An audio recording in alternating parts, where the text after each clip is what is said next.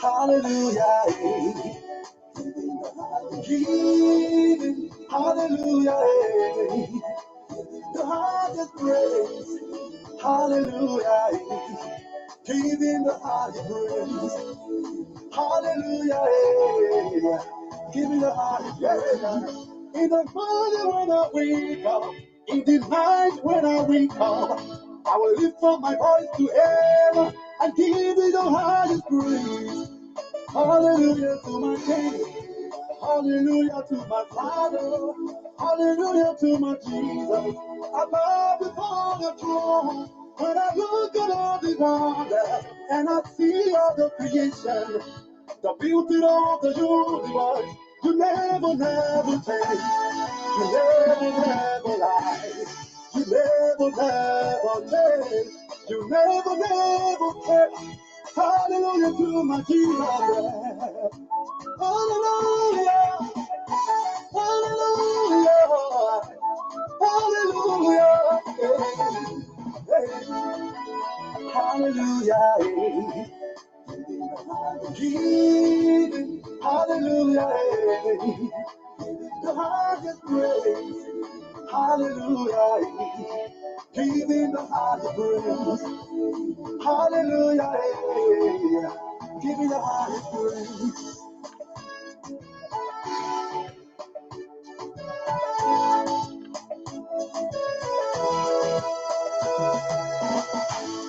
Hey, I'm afraid, Jehovah. I'm not walking, Jehovah. You deserve the prison. I'm the prison. You deserve everything. Oh, the worshiping.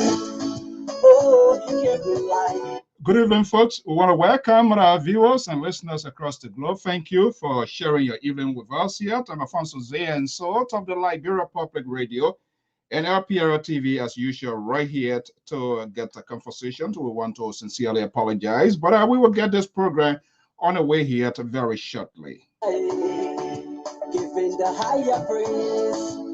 Hallelujah. Giving the higher praise. Hallelujah. Giving, hallelujah. The highest praise. Hallelujah. Giving the highest praise. Hallelujah. Giving the highest praise. Ooh, hallelujah. Oh, yeah. Hallelujah. Hallelujah, hallelujah, hallelujah to my Jesus. Hey, hallelujah. Sing praises to Jehovah.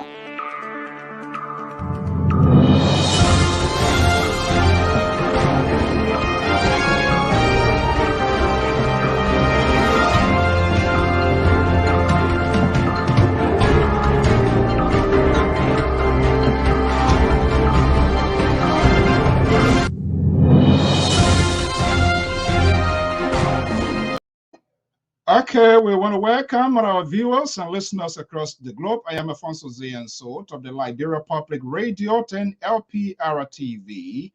That's one of the greatest leaders, activists, advocates of all time. It passed away during the course of the week. The Bishop Desmond Tutu, the Anglican bishops of South Africa, passed away during this week. I see him to be one of the greatest. Talks about legacy. These are the people we are talking about. Well, my guest, Keze Emmanuel, we're going to have a two segment here. Our senior analyst is standing by in East Africa, Kenya. Mr. Weir is here and put away the road to the 2023 in Liberia is apparently on, and we're going to be dissecting that. But I'm going to bring you my tape. We're going to have an exclusive with our special guest, and from there we're going to switch the gear. What I'm saying, I'm not sure you saying it or how you view it. That's going to come later on. A special commentary going to come that we have been taking an extensive view.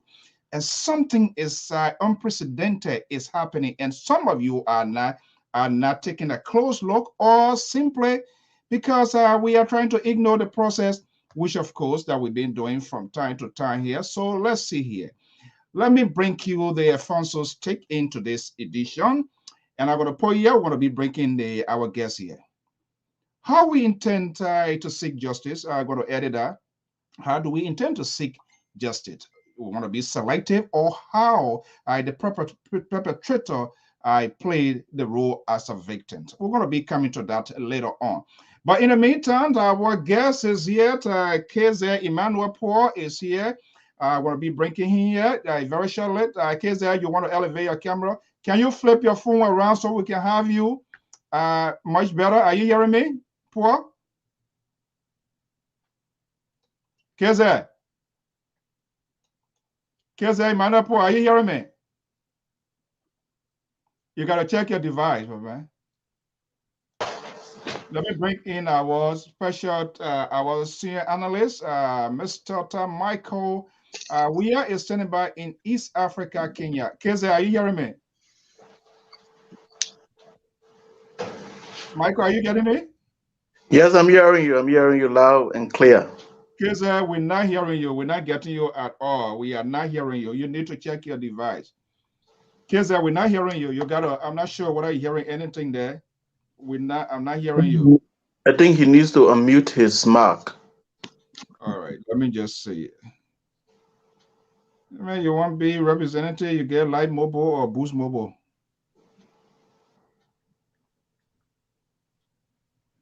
Folks, just bear with us.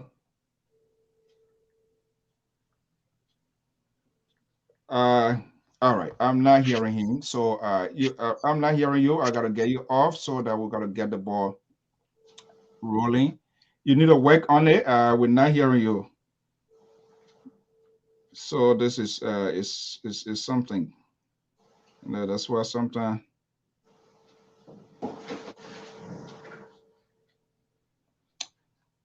Okay, I gotta get you off. Okay.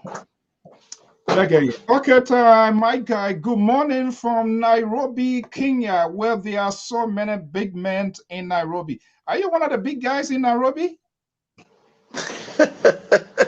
Good morning. I don't think so, but I'm trying to be one of those big men. One of the big men. Okay, the program is being divided into two segments, but I guess phone seems to be a device that he's using. It seems to be having a whole the virus is not even in the two that it can leave. Folks, we want to welcome our viewers and listeners across the globe. Thank you for joining us here. I am Alfonso Zianso of the Liberia Public Radio and Lpr-Tv. Let me welcome someone special inside Liberia following the news. The Honorable Sir Joseph, Senior Senator of Mosorado County, heavily involved in humanitarian work. Honorable, thank you for joining us here and the rest of our viewers and listeners.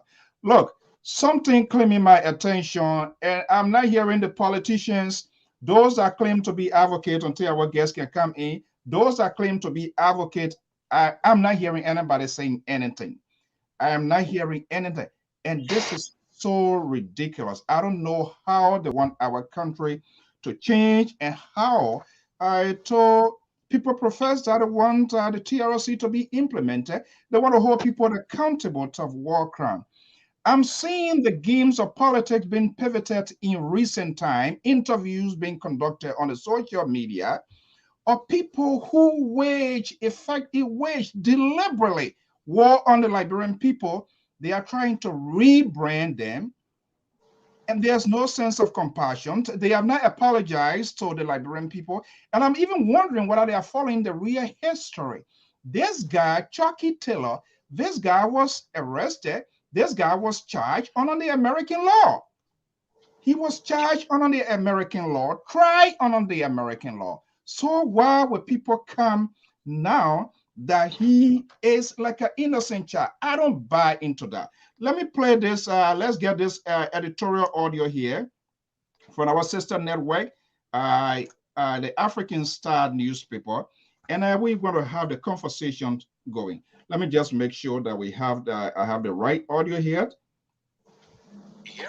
Okay, good. Let's have it here. That's Chucky Taylor there. Whether he changed his name, he don't change his name, I don't care.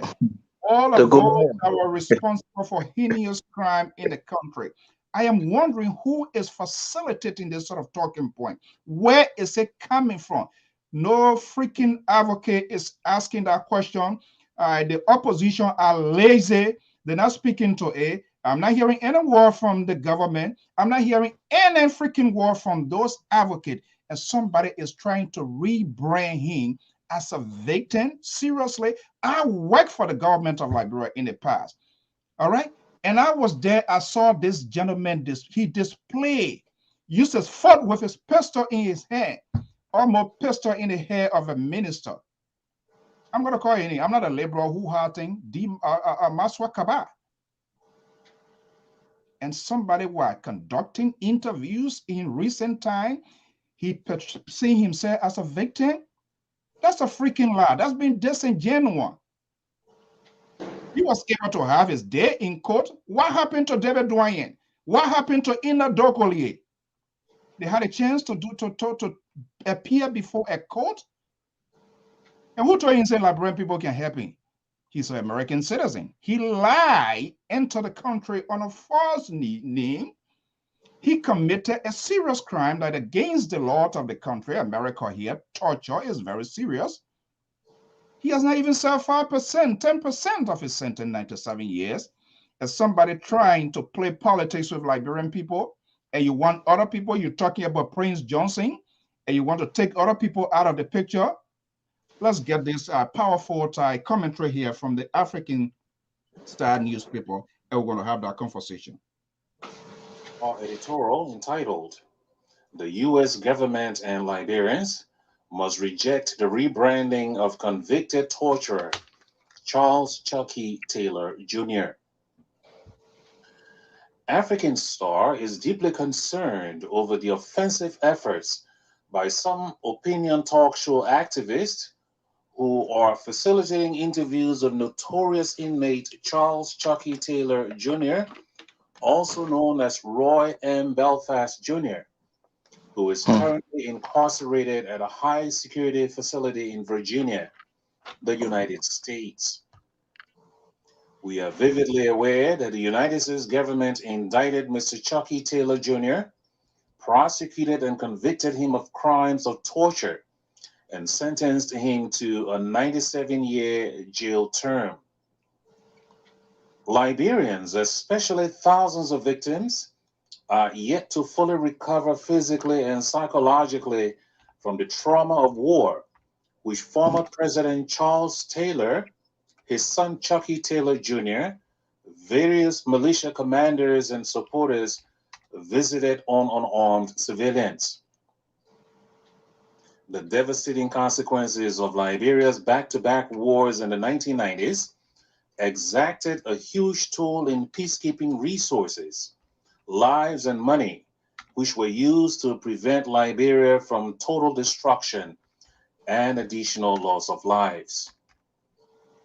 An estimated 250,000 persons were murdered, and over 1 million others were internally and externally displaced by the Bush War, the National Patriotic Front waged under the direction of Charles Taylor with Charles Taylor Jr.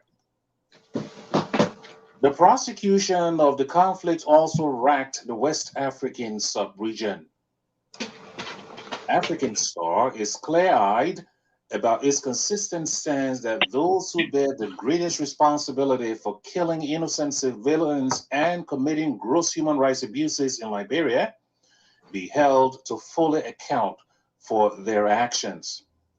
We believe it is an unwelcome idea and firmly assert that Chucky's apology tour, which is being facilitated by anyone who has lost the sense of gravity of the serious crimes for which he was convicted, is an accessory to the calculated scheme to humanize and rebrand his monstrous image and grave human rights offenses. And this is totally unacceptable. African Star is equally aware that convicts like Charles Taylor Jr.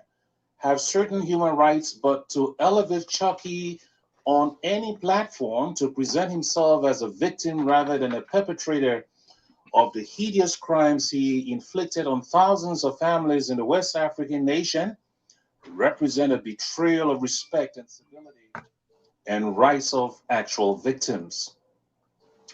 We continue to observe how survivors of horrible abuses continue to bear the mental injuries and scars from their inhuman treatment by various militias, including the Charles Taylor's ruthless National Patriotic Front. Sadly, indeed, some families are dealing with long-term grief and depression over the loss of family members too.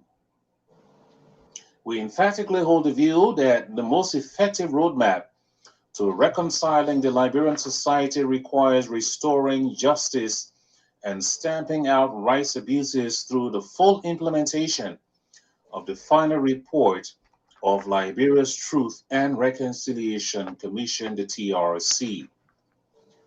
We applaud the international community and local rights groups who have repeatedly joined their voices in unison to urge implementation of the TRC final report.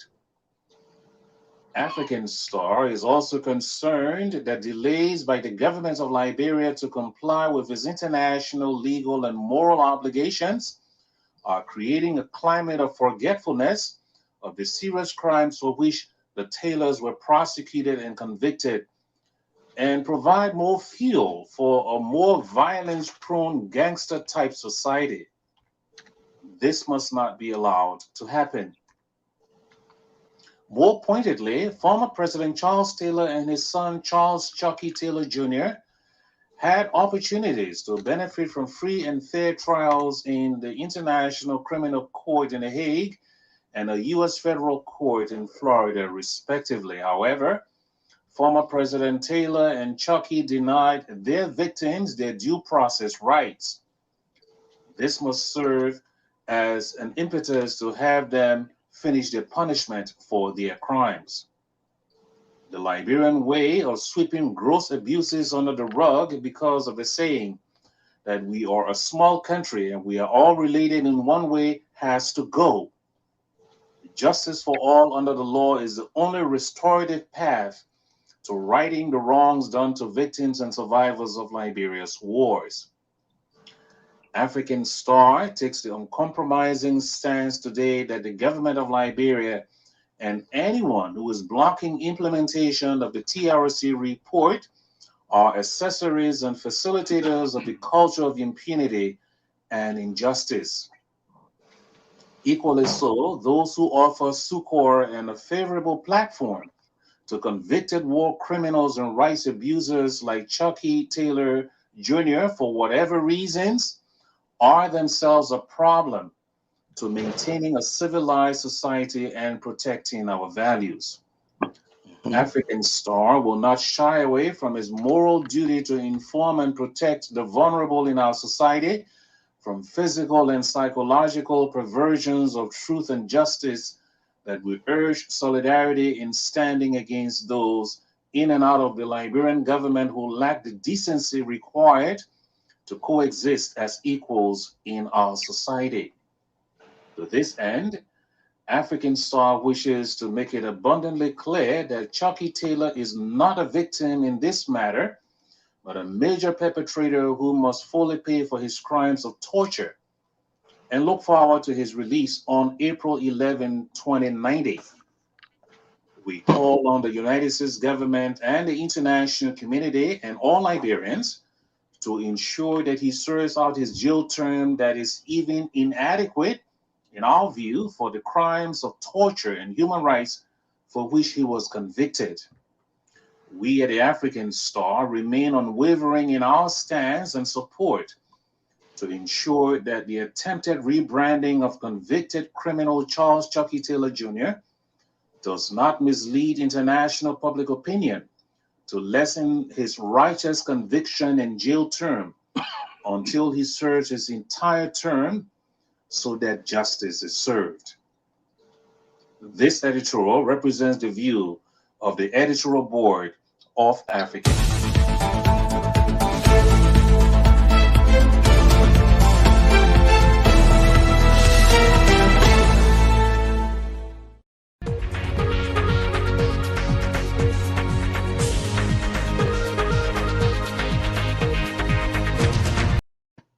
Okay, we want to welcome our special, not special guest, our analyst based in East Africa. Mr. Wee is here.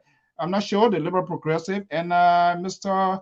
George will be joining us here later on here. We want to thank you so much. It brings in the question: how do we intend to seek justice? Or to be selective, or allow the perpetrators to play the role as a victim? Look, this is unbelievable to see what is happening. Mr. Wilgar, good morning from Nairobi, Kenya today. How are you? I'm good. I'm okay. Thank you so much for bringing me on today as well. Okay, so we want to welcome all our viewers and listeners across the globe. Here on LPR, this is not an entertainment, this is not an amusement. We don't tell you what you need, what you want to hear. We tell you what you need to know. So you want to have a comedian show, go ahead, get your Boost Mobile, get your, how you call it, Live Mobile or whatever, and do your podcast. We're here to tell people exactly what they need to know and some of these problems that get our country to be what it is. And people think some sort of magical operation can take place or some sort of divine intervention from the Heavenly Father can come when we are lazy and when we are stupid and we don't want to make good decisions. Look, I am penning down and I'm upset with Liberians. Some of our Liberians, if not all, fair to mention, the politicians, these so-called advocates, who they are advocating for. And I've said this time to time here at Marcus. I refuse to be a donkey because nobody's going to ride my back. Those who want to be a donkey, let them stay in the donkey society, and that's how they're going to die like a donkey. Look, I am curious here. We need to go beyond the boundaries and find out what is happening with our country. You have a chaotic situation that are yet to be unsettled. A group position themselves as alternative with some of the bad governance of the CDC-led government, which of course there are some bad policies. There are some good ones and there are some bad ones. But we saw what happened with AINT, the CPP, that dashed the hopes of the Liberian people. It is unsettled. Conspiracy theory, innuendos, subliminal lies, messages was thrown on the social media, and you have these leaders buy into it. We don't know the end. All of a sudden, we saw unusual interview. I'm saying unusual. This is unusual. This is my first time seeing this. I am curious how this connection was established. Who are the perpetrators to this connection? Who are facilitating this process? And what is the intent of this process?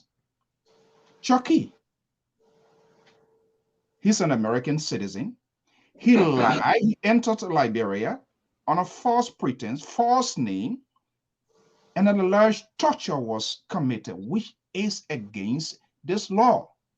That's why he was privileged to go before a court, a competent jurisdiction. That were not criminal could see, that were not whatever be, or that were not even a justice system in Liberia, right here in the United States of America. He had a day in court. He was given a chance to defend himself. He had an opportunity. Let me bring in the man from the far right from Atlanta, Georgia here. Mr. George is there. Mr. George, can you elevate your camera? Let's see. We can get a position. Yeah, hold on. Okay.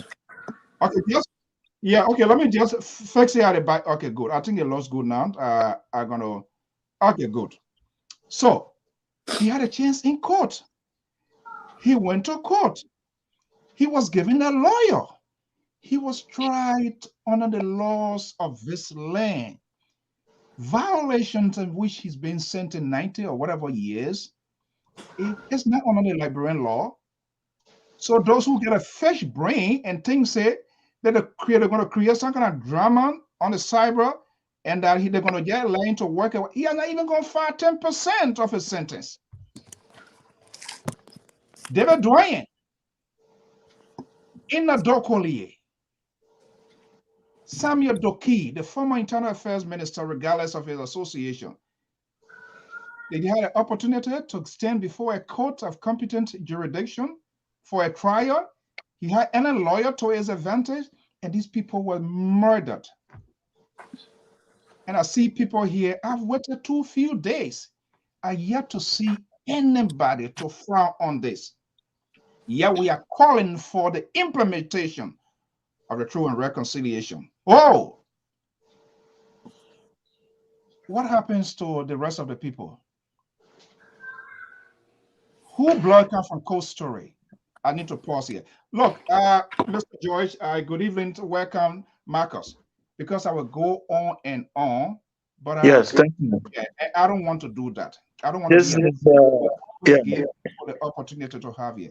But I'm wondering what the heck is going on in in our country with our advocates, with our politicians, and people who profess to be. That's what I said. Nobody advocating for me. I can talk for myself.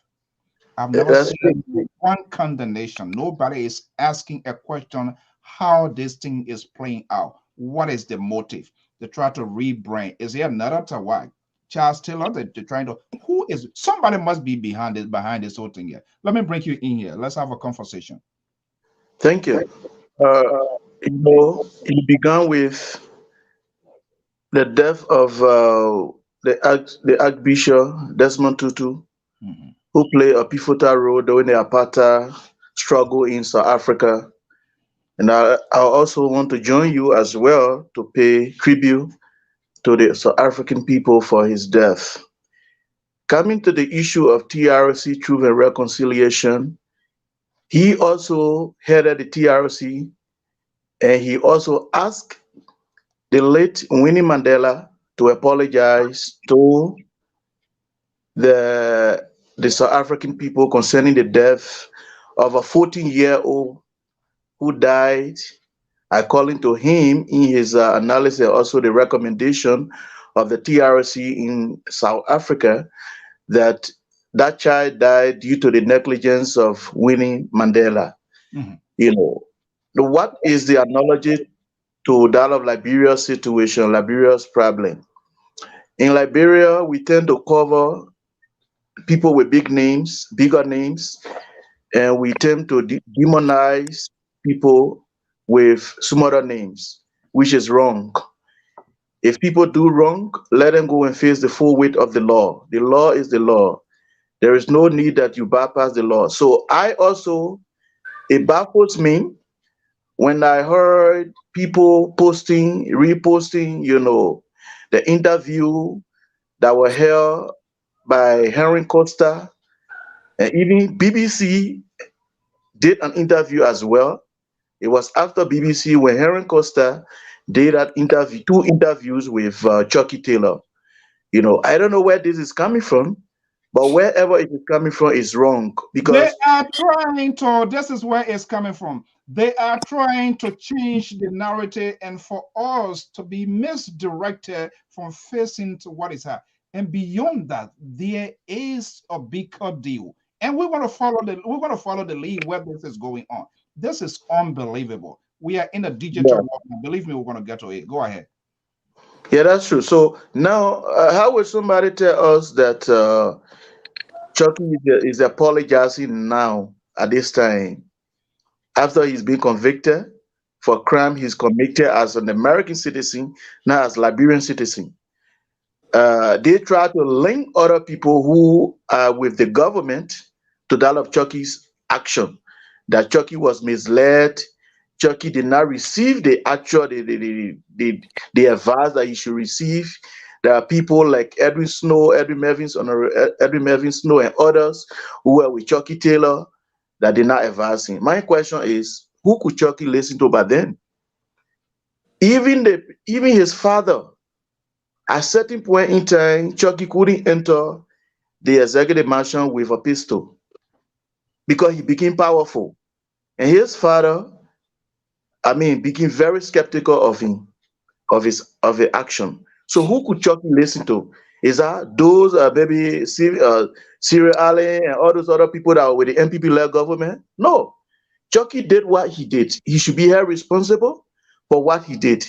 No, at this time where interviews are being conducted in order to see him as a victim, he was never a victim.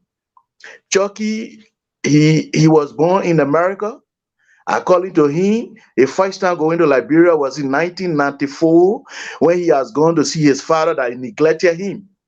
So if a child knows that a father has neglected him and he wants to go and see his father, so he knows the importance of life. He had that intelligence, that intellect to reason. So nobody should tell us that Chucky was a victim. There was nobody that used Chucky that misled Chucky. Chucky did what he did to the Liberian people. In fact, he tried to deny that he was never the heir of the ATU. The records are there. The records are there. Okay, So let me hold you on there. Let me bring in the far right from Atlanta, Georgia. Mr. Amos George is a senior analyst of the Liberia Public Radio and LPR. Gentlemen, we're not opening phone call here because this is not an entertainment. Look, Mr. George. Yeah. I just can't believe what is happening into this war with respect to what is going on in Liberia. I paused for a couple of days to see who somebody can pick up this talking point, but we deliberately, calculatively, on purpose to ignore it. And somebody is trying to restructure, to rebrand, and to see like this person is a victim. What the heck is going on? Where is this coming from? Who is facilitating this here? Nobody cares to ask that question, but we here at LPR are going to ask this question. Chucky Taylor, come on, give me a break. Go ahead. Mr. So, this is a complete nonsense. Chucky Taylor was born, he's an American citizen, period. So if he have an issue, then he take it with his government. That's his right. He can take it off. But what he did in Liberia, there's no remorse for this guy. He was not even remorseful when he was before the court. He has never said anything. Are you kidding me? I think, was it the second war? I was in Liberia at that time. And a friend, a guy that I saved, I helped him during the war. I was in Congo and he met me. He said, you got to go over to Banga. I said, my man, you know my connection. How can I go away? He said, my man, you saved my life. Let's go. I said, before you carry him, let's go and talk to my fiancé where I was staying. We went there. That guy took me to Ganta. That when I saw Chucky Taylor. In Ganta City, that afternoon, the guy, Chucky King, Castle Jacob was in charge. Charles had found, I think, Ghana for some peace talk or something. Castle Jacob was one, they say Charles left in charge. Chucky arrived there in Ganta. I was sitting down. And here, Castle got into some verbal argument. So they had to come, all the general, they got to come and say, no. The papi now you can't do anything. I did this and that. They separated, and then the guy say, that's Chucky Taylor there. I said, that boss? He said, yes. That's Charles son there. That was the first time I laid my eye on Chucky Taylor. But fast forward. This guy had a training camp in Batala. yes. Maybe someone listening, they can call it, wow, what kind of base? What kind of base? Batala base. Batala. No, not Batala. They got it. There's a name. That was run by Chucky Taylor. It will come to my mind. Chucky Taylor used to come to Morocco with over 25 convoy of cars. When he come in, the whole road is clear. Wantanga base. Wantanga base. It was run by Chucky Taylor. This is the innocent man, a child that had that much power today. Now he talking about he's not remorseful. This guy ran that base, and the people who were associated there or who knew about that base, he said when they came to Watanga Bay, you're not coming back. You're done. So for this guy to be in the team by a Liberian, I don't know the motive, but they should ask themselves, this guy was not misled. This guy was drunk with power. Chucky Taylor was drunk with power. He was not misled. If I have an extreme father What am I going to join him? What am I going to visit him? To do what? Even if I want to visit him, is that when I'm going to take a job with him? Extreme father who are not in my life? No. Chucky went for the gravy. He went for the gravy. Because he figured that was his time now to enjoy Liberia, the president's son. This guy was flying around when Chucky going, when he coming from Batala, all the cars in Monrovia will get on the side of the road. When he leaving, all the cars off the road, that convoy got to go. And to say, people misled him, no. 20 years old in America, you're a man. 18 years old, you're a man. You make decisions for yourself, you're an adult. So what imagine you are 20 years old? You're a grown-up man. Everything you do, you are accountable. And Chucky Taylor has never expressed any remotes during the trial and up to this point in time. Never. But we don't want to share blame. We know everyone know them. They all need the TRC. People, they need not hearing. The name there, we know. But you cannot use them as a cover-up now. So let's pause here because we want to open the phone lines here. Our guests are having Emmanuel, we have to just get there. Look, I am concerned the origins of this sort of talking point in recent time. All right, Pa George, Mr. Wee, I need a help here, and perhaps our audience, they're going to find a way. But we need to forcibly beat senses in the head of our people, whether they accept it or not. We have to shove it down their throat because that's the only way that country will be free. But instead, we want to be selective. When it comes to Alfonso So, there must be a treatment, special treatment. When it comes to Amos George, we turn the wheel on the other side. The TRC. Why is Moses Duopo? Why is Moses Duopo? Siri Allen has admitted on this network here, yes. I forgot to put this here, that he talks to Taylor and he's one of the president. Chucky wants to be in denial right now. First of all, any Liberian who think you can have your comedian, whatever thing for the long years of the time, you're wasting your time.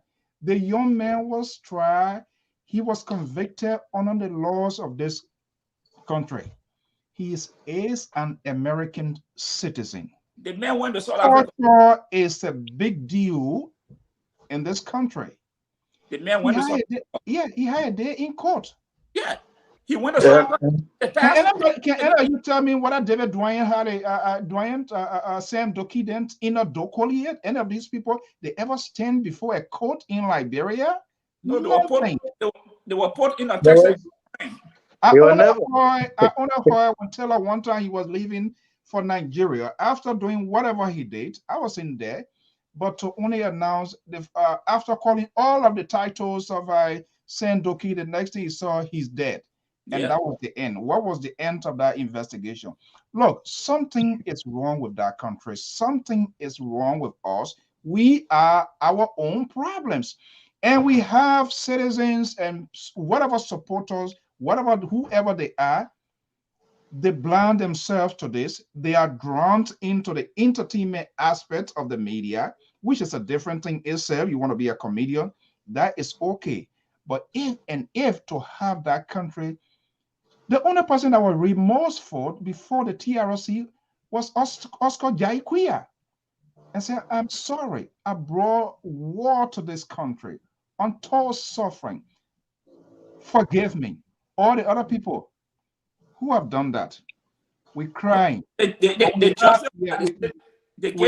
crying now, but we have people that are creating late night show here, and Chucky Taylor seems to portray himself to be a victim.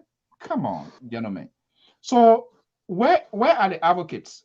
Where are the people that are calling for war crime court? Why?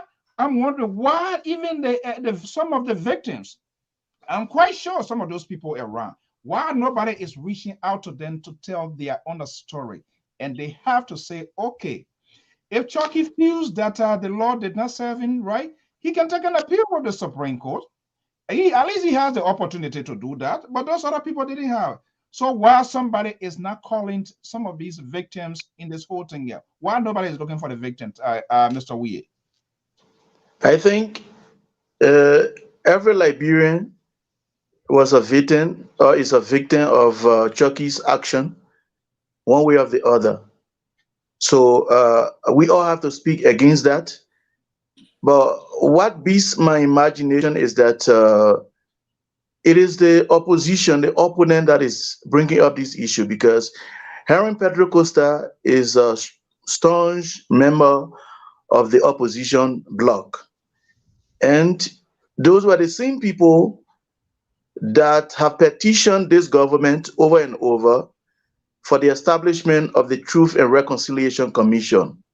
Now, the court, I mean, for the court to be established in Liberia. So why at this time they have chosen to interview a convict, someone who caused mayhem on Liberia and Liberians? The perpetrators are, the victims are around. They are a lot. Because, mind you, ATU was very notorious in the action.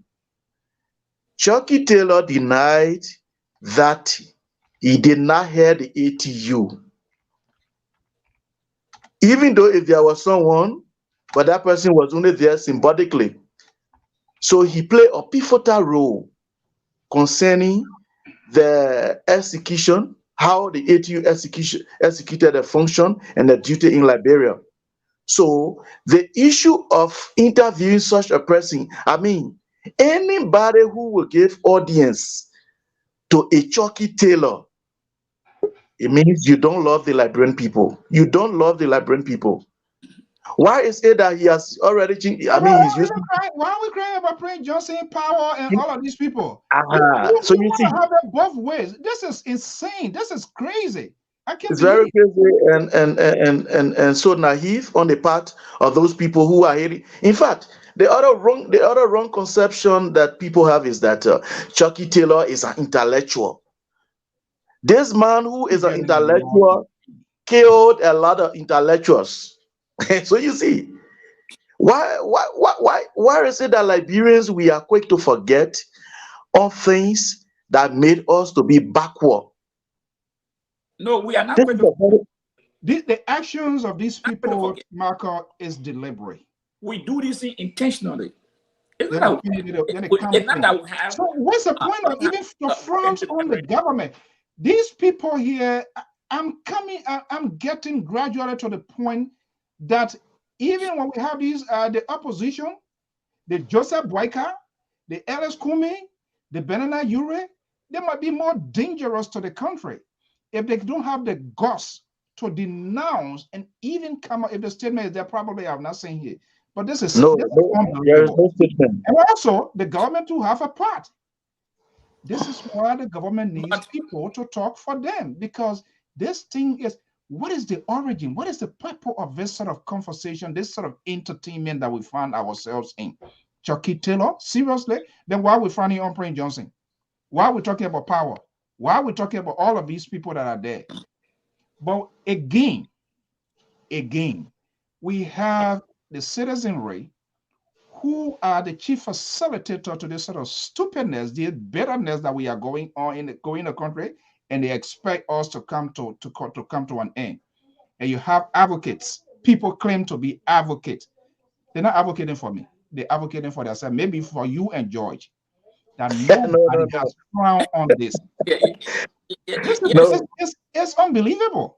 Here's the thing, Mr. Sue. And let me say this. Let me be very blunt here, Mr. Costa. I mean, it's a news. The news is entertainment business, making money, fine. But why has he not gone to talk to other warlords? Why? Why he has selected to speak to Chucky Taylor from jail? What is his reason? I want to know what is the motive. Continue to air this interview. I agree. BBC conducted an interview, fine. That's international. I got nothing to do with that. But you are a citizen of Liberia, knowing what happened there, and this man did play a pivotal role in the situation that occurred in Liberia. He was not tried by the Liberian government. He is not a Liberian citizen. He was tried by his country and was not even convicted for murder in Liberia. It was passport racketeering. Those were the charges they leveled against him. Because he went to South Africa, changed his passport, and came to America and they arrested him on those crimes. So if Mr. Chucky feels that, hey, I have not been given fair trial by my country, then he call it an outlet. But why he choose to use you, that you have a bigger platform in the Liberian community, why he choose to use it? This is a complete doubling down. Yes. You're seeking for justice for other people. All right. You're seeking for transparency. You want to hold people accountable, people that are committed. And I will try to, I don't usually do it, but we need to start putting senses in other people here. I'm not one of those in the sort of blame game. Oh, the other people do it, why we can't do it? So how the heck we're going to face that country? No. Somebody did it, they walk away, so we should keep doing it. So No. there's no need. That's It is for Republic of Liberia. I'm going to be breaking some comments here, and we're going to give feedback here. Let's see what our viewers say. We're going to respect their view, but hey, if it is wrong, I will just tell you, and that's my opinion. You have your right. What's wrong with interviewing Chucks? BBC did. We're getting mad about Chucky apologizing. Chucky did not apologize. You need to do a research. Apologize. Did he apologize when he was going through his trial at the court? Did he express any remorse to come on a network to say, I'm sorry? First of all, this is a complete waste of time. He's not being tried under the Liberian law. He's being tried under the laws of this country of torture. He lied. He enters the country on a false name, different name, which is a crime in itself. To Liberian, when he's in jail for 97 years, while we have Prince Johnson, yeah, you are one of those now giving justification why Prince Johnson. You see, this is the hypocrisy. And somebody wrote something here. Jerome Vardia is a disgrace to that country. They all have to kick the can down the road because they did not play a neutral role in the establishment of the TRC. And all over the place, they are acting crazy. They are educated, but all of these things are done for political. We saw what happened in the Truth and Reconciliation in South Africa, the late Bishop Desmond Tutu, and we saw the outcome of it. But Liberians, Truth and Reconciliation, this is why the whole TRC went into the gutter, and we can't get nothing. And we think that we want to just cry out to the American here or the international community when we're acting stupid, when we are facilitating these things against our own people. They will want to come back to say, oh, yeah, today you're not there, tomorrow you're there. What are they telling us? The question here, where is this coming from? Where? So, Mr. So, where is that coming from? The testing, but this thing here, I show Mr. Chucky to the understand the nature of this thing here. That the Liberian government or any Liberian citizen has no control over this issue. Period. So whatever he's doing is just a waste of time. Because we have no control over what the American government did or what they can do. This man is an American citizen. If they charge him that he committed a crime, he has the right under the law to take an appeal. So he can follow that process. But whatever interview he conducted or who conducted the interview for whatever motive, it will not be helpful to his situation. So we as Liberians, this is our mentality. We have failed to hold people responsible for the atrocity they committed against us. We want other people to take responsibility for what we cannot do, but we want other people to take the responsibility. For example, the later on where you were tried, Keita in Philadelphia is not in jail. I think in the Netherlands. George Bullard was tried, who also participated in the war, but it was not a different scenario because he wanted to see help from the immigration. Tom Woyu on the other side wanted to change his status and all of that. So they were giving their call, and that's how they were all charged. Yeah. So former Deputy Speaker Jeffrey Batu, he ran out of this country because they got behind him.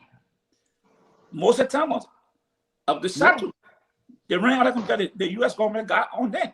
So, but we in Liberia don't want to hold our tribesmen responsible. And this is where the problem is coming from. Once you come So I'm a pellet man. I would not say, oh, you know, the pellet, oh, no. You're a crewman. Oh, no. No. Let us hold our countrymen responsible for whatever they did. Because that when the healing starts, the issue of impunity in our country, this is what taking that country back war. People make reference to Rwanda, and many of them had never read the document. What took place in Rwanda? The true and that true and reconciliation that took place in Rwanda. People went to jail. Today, some people are staying in jail. But the Liberian people tell you, oh, what happened? Not do what happened in Rwanda. But they will not tell the Liberian people that people were held accountable, and people are staying in jail today. This guy who took part in the movie, that captain something, and he now in jail in Rwanda. But because this tribal thing and this political thing, when you're in my corner, then I spare you. When you're my tribal man, I don't go after you. But once you're not my tribe man, oh, then I come to vilify you now. I come to attack you. And this is what is happening in the Liberian community. Okay. But then you talk, they say, oh, what about Prince Johnson? When you talk about Ahaji Kurma, the Madigo jumper. When you talk about Prince Johnson, some people from Nima jumper. You talk about George Bolle. Yeah, then some people talk about community. But the question I asked, who were the people defending? And this is the biggest justification I gave. I was defending my tribe men. Okay, if you are defending your tribe men, let me give it to you. But what did the innocent person do that had nothing to do with what was going on? And I always like to make this thing here. 99.9% of the crime people did not enjoy anything from do. But they were the one that bear the crumbs. Or what they did. They were the one that suffered. Those people, some of them who were in the village, Zamita and Cheta, who never saw a door. They were running for their life. Simply because they were crime. That was the crime. That was the crime. That crime, man. That was the crime. And today, we don't want to hold people responsible for the atrocity because the guy is my tribe man. He defended me. Yeah. So before we pivot, let me go back to the editorial again here because this is a sort of reporting system. We want people who will track down history because it appears that country has forgotten. God, divine intervention, people still don't want it. And I'm looking at some tweets, some sort of comment here. I'm wondering here.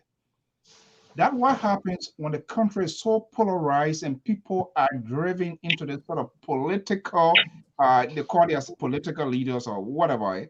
I don't even, they don't represent me. They represent the other people because it's all about themselves.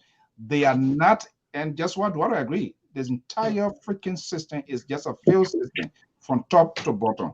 But I just want us to listen carefully to this editorial here. It is powerful. It is powerful, and that's what we need to be doing. Again, if you, by mistake, you jump on this network for entertainment, for amusement, sorry. We don't talk what you want to hear. We tell you what the society or the Liberian people needs to know. And my understanding, there was a journalist who did similar thing or whatever thing, and they are in a big time trouble. But let's listen to this editorial again. Let's listen, and then we'll change. We'll change again, and we'll open the lines to see. Our editorial entitled, "The U.S. government and Liberians must reject the rebranding of convicted torturer Charles Chucky Taylor Jr." African Star is deeply concerned over the offensive efforts by some opinion talk show activists who are facilitating interviews of notorious inmate Charles Chucky Taylor Jr., also known as Roy M. Belfast Jr., who is currently incarcerated at a high-security facility in Virginia, the United States. We are vividly aware that the United States government indicted Mr. Chucky Taylor Jr., prosecuted and convicted him of crimes of torture, and sentenced him to a 97-year jail term. Liberians, especially thousands of victims, are yet to fully recover physically and psychologically from the trauma of war, which former President Charles Taylor, his son Chucky Taylor Jr., various militia commanders and supporters visited on unarmed civilians. The devastating consequences of Liberia's back-to-back wars in the 1990s exacted a huge toll in peacekeeping resources, lives, and money, which were used to prevent Liberia from total destruction and additional loss of lives. An estimated. Look, gentlemen, it's clear. This is a very powerful editorial from the African Star. That's what make the news proportional. Draw a complete contrast if you go and listen to the whole thing, and even if you read the whole hard copy of it. He was given a fair shot. He went before a court of competent jurisdiction. He did not express any. It doesn't matter. I'm not even going to be bothered with people. It is no special time for apologies. So then let's just wait. When Prince Johnson and all the other folks that are involved, Bole and all of the people, then let's wait for at their own timing. We shouldn't talk about TRC when they're ready for 2045 to say they want to apologize or they can say something. Then let us wait. We must give them the chance. But this is insane. This is crazy. Where is this coming from? What is the purpose? I'm looking at the inner part of this. I'm not looking at there's one BBC. Who cares? We were the same people yesterday when we were talking about Elizabeth Blunt, and they the one to exacerbate the war, this and that. You see, this is the justifications that are being deployed from time to time because these politicians, these advocates, they have planted these things in the minds of these people. They have brainwashed them with lies, with deception, with hypocrisy. And so they just drowned into it. But we can't black people here on this network, except you violate our own rules here and begin to say things here and stuff. But we're just going to say it as it is. We're going to be opening the lines here. But here is the other part here. Guys, I'm trying to find answers to the visit in Ghana. There are a lot of information. Joseph Boyka, Ellis Cummings, even though a lot of news and all of that coming from, but there are some other news that are coming from. The actual intent of that meeting, why Joseph Boyka is he went there as an individual to carry family members, or was he representing the former ruling Unity Party? When two forces or when two groups of people meet, whether political eye rival or people in a coalition, when you meet, what I do know universally and naturally at the end of that meeting, immediately you come up with what? A communique. Alfonso and Opa Joy met in Johannesburg or Cape Town, and the purpose of this meeting come in with a succinct outline. This is the purpose. But these people are leaving up with a speculation. Joseph Boyka is quiet. Ellis Cummings is quiet. Yet these people are seeking for the higher office of the land. Nobody's saying anything. Now, there are so many things that we are hearing. People that we talk to or people that are close to it. Why would this old man go for a meeting? Is he representing the Unity Party? That is part of the coalition? That he have to carry his, what was that, his son and nephew or whatever? His son and nephew. Are you hearing me? Yeah, I can hear you. I know. What? Yeah, okay, I'm getting it now. Why he decided to carry these people so much? What is the motive? What they really do not want you and myself or the Liberian people to know? Don't get me wrong. It's good to have conversation.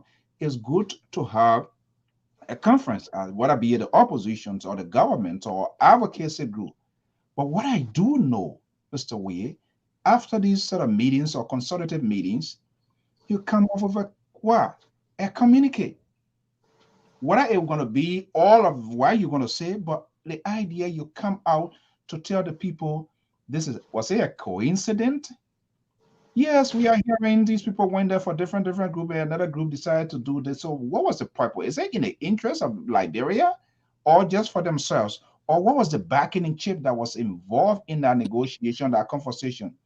We are hearing a lot of things, and we're going to speculate until they come up with an official statement. Some are telling the old man, the age is not in your favor.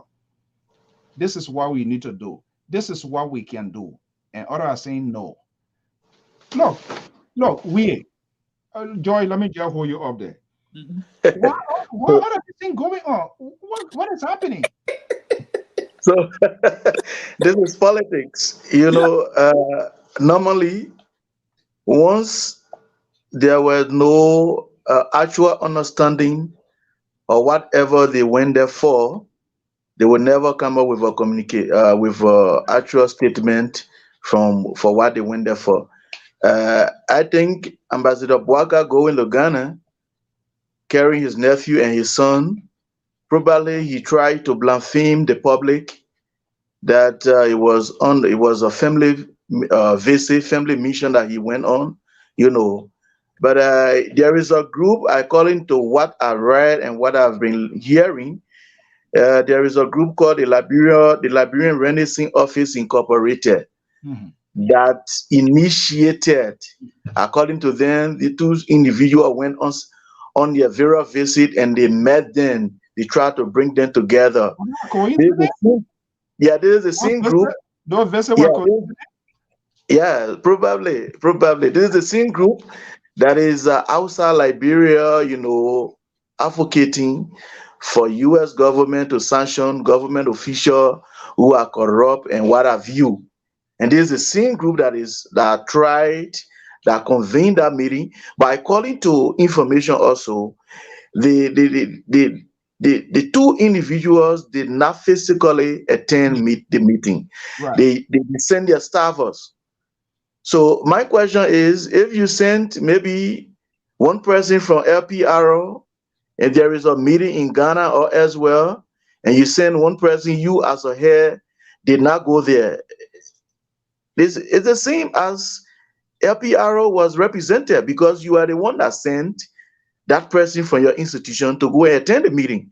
Whatever view that will be propounded by the person you send from your institution or from your outlet will represent your institution. So I don't see no reason why people will be denying that the two people did not meet, or the two people met in separate meetings, blah, blah, blah, blah, all those kind of issues. We saw it in the past. Councillor Charles Walker Bronsky, 2011, they invited Ambassador Weah to Ghana to have meeting. Yeah, nothing wrong with that. But there was an agreement, and when that information came up, the Ambassador Weah had agreed to go as second person to Councillor Totman, not Totman, Councillor Charles Walker Bronsky. The CDC guys in Liberia resisted vehemently that the ticket that will be an agreement that will bring a Charles Bronsky on the ticket of the CDC. It wouldn't be through the front door, it would be the back door. So that information arrived in Liberia dead on arrival. Right. So but in my mind, to be clear, to be sincere with you, whether you bring the best lobbyist to lobby for whoever, maybe commies and what have you, I don't think so Ambassador Bwaga is going to agree to go as a second running mate to commies. Judging from his age, very simple, he will never agree. So if Pajoy's commies, why not he go? They're going to political bargaining. Yeah, if Pajoy's man wants to enter the executive mansion, what he needs to do, probably let he play the blind game, go as a second running mate to Ambassador Bwaka. If they win the election, I mean, Ambassador Bwaka is, I think, is our It is with the what? Is he here 80s? You know, So yeah, okay. yeah. So before you see, so I mean, it's difficult. yeah, Ambassador Bwaga will never go as a second person to Kumis. It's right. clear. Yeah, okay. Our exchanging text with some people close. So that's the whole thing about it. Sometimes to get to these people here, that's where some of us, they and us, we're not told that because they're not even reach there to get to them. You have the bureaucracy that is involved. They don't want to be accessible. They want to know whether you can draw a type of ELBC, Sherman Brown, yes or no questions and all of that. They become a little bit subjective to say, oh, this man or this person here is this person, that person. So we are still trying to give them the fair share, to both sides, to hear from the Kumi folks, to hear from the Boyka folks, so that we will know. Nothing wrong with having meetings. It happens everywhere. People cut deal. It's normal. Even the Republican, the Democrat. Joe Manchin here is the big guy now. What happened? Every other day there's some progressive from other wing that are mad within the Democratic Party, but still, Joe Biden is playing a softball because ultimately he wants his goal to be achieved. So the conversation is going in as much other people are giving punches. And we understand they are all part of the coalitions. So there must be some sort of consensus or political bargaining must be done. Okay, I can take this, you can take this. Or let them just do it like the CDC start. Prince Johnson knows he can win election. Okay, if you can go get me fight in ministry or whatever, so I can have these autonomous agencies of government. But we are waiting until they can confirm that, to let us know when they're going to come. But we don't you think I have the right, or other librarians have the right to know? Two major Ghana, we know the history of Ghana. And the whole we should go somewhere Yeah. across, I don't know how many times with concomitant soil and all of those folks, which is cool. But we need to know at the end of these meetings, there must be joint, or they get, or if it is a private, then let us tell us, well, it's a private business, then of course. But these people are major political actors in the country. So when you see these people meeting, one can make a guess. It's about either the good or the bad of the country. And we're here to know. Go ahead, Pa George, and we're going to open the phone lines here to get the views of our, to get people's views and opinions into this conversation. Okay. Anyway, thank you, Mr. Wiso. You are giving me now card. So let me put a finger in your throat. What are you hearing from your end? Atlanta, you came from Liberia. I believe your sources are telling you a lot of information. From what I see, you seem to be equipped with this. What are they telling you? I've been calling Monrovia actually, but let me say this to you. Not every meeting sometimes will be published to the public yet, because this is just an infant stage. So most of them are casual discussion. They will not put it out there, because I remember when Nixon was going to China, the country of the United States did not even know that flying to China to meet the Chinese leader to break that peace deal. But until when the deal finally came together, then people started wondering why all this didn't work out. But these are diplomatic things work behind closed doors. But actually, they both met. Let me say, yeah, they was in Ghana. They spoke on the phone. The facilitator was there. They spoke on the phone, and my sister said me, "Oh man, Barker, if he vehemently refused and compromise that he will not run, he ruled that out immediately." There were other concessions given to him, which I don't want to comment on now, but he refused everything that was offered to him. He turned it down. Political deal, my guess. Yes, political deal was given to him in terms of giving some slot out. There was some discussion about some cash, but he refused everything thus far. Was that in the name of transparency? Or do you think? Or do you think that was? Do you think? Do you think that was sort of? Do you think that was a political ploy too? And the owner said no. Everything seemed quite to go on the Facebook. I don't want nobody to put me in a situation that I can't handle. A man Mo Ali, probably he learned from Mo Ali, who could not handle the situation. The point is that I don't think nobody going to put me. Seriously, it was not the people that he didn't know he afraid of, but it was him that told his people this information. He the one that gave it out to his people. Okay, it's not the part of the brokers, it's not the brokers that were involved that he was afraid of, but he told his people. And this is why I frown on and said, but this message you're a diplomat, is that how a diplomat will behave? You go into a negotiation, and whatever discussion had, there are certain discussion, you don't just come and put it out there, to even to your partisan. You don't put it out there to them, because that's what makes you a diplomat. This is an infant state. And I said the way he played the card now, it's making it difficult for him to go into any negotiation, because you have already told your people this is what the people want to do. And that has created some tension within his camp. So, but there were issues that my sources tell me were discussed. They look not that so much his age, but they're looking at the strength that the tour that they work, even just the camping, will take on his body. They are very concerned about all the issues. So they were raised. They put all this on the table to him. But his mind is made up that, hey, if I'm not the president, I can't take anything else. So it's where things stand right now. But the second thing I want to touch on is that even though the Liberian government got a tip off from my sources, when they began to convene in Ghana, the Liberian government got a tip off from some sources inside.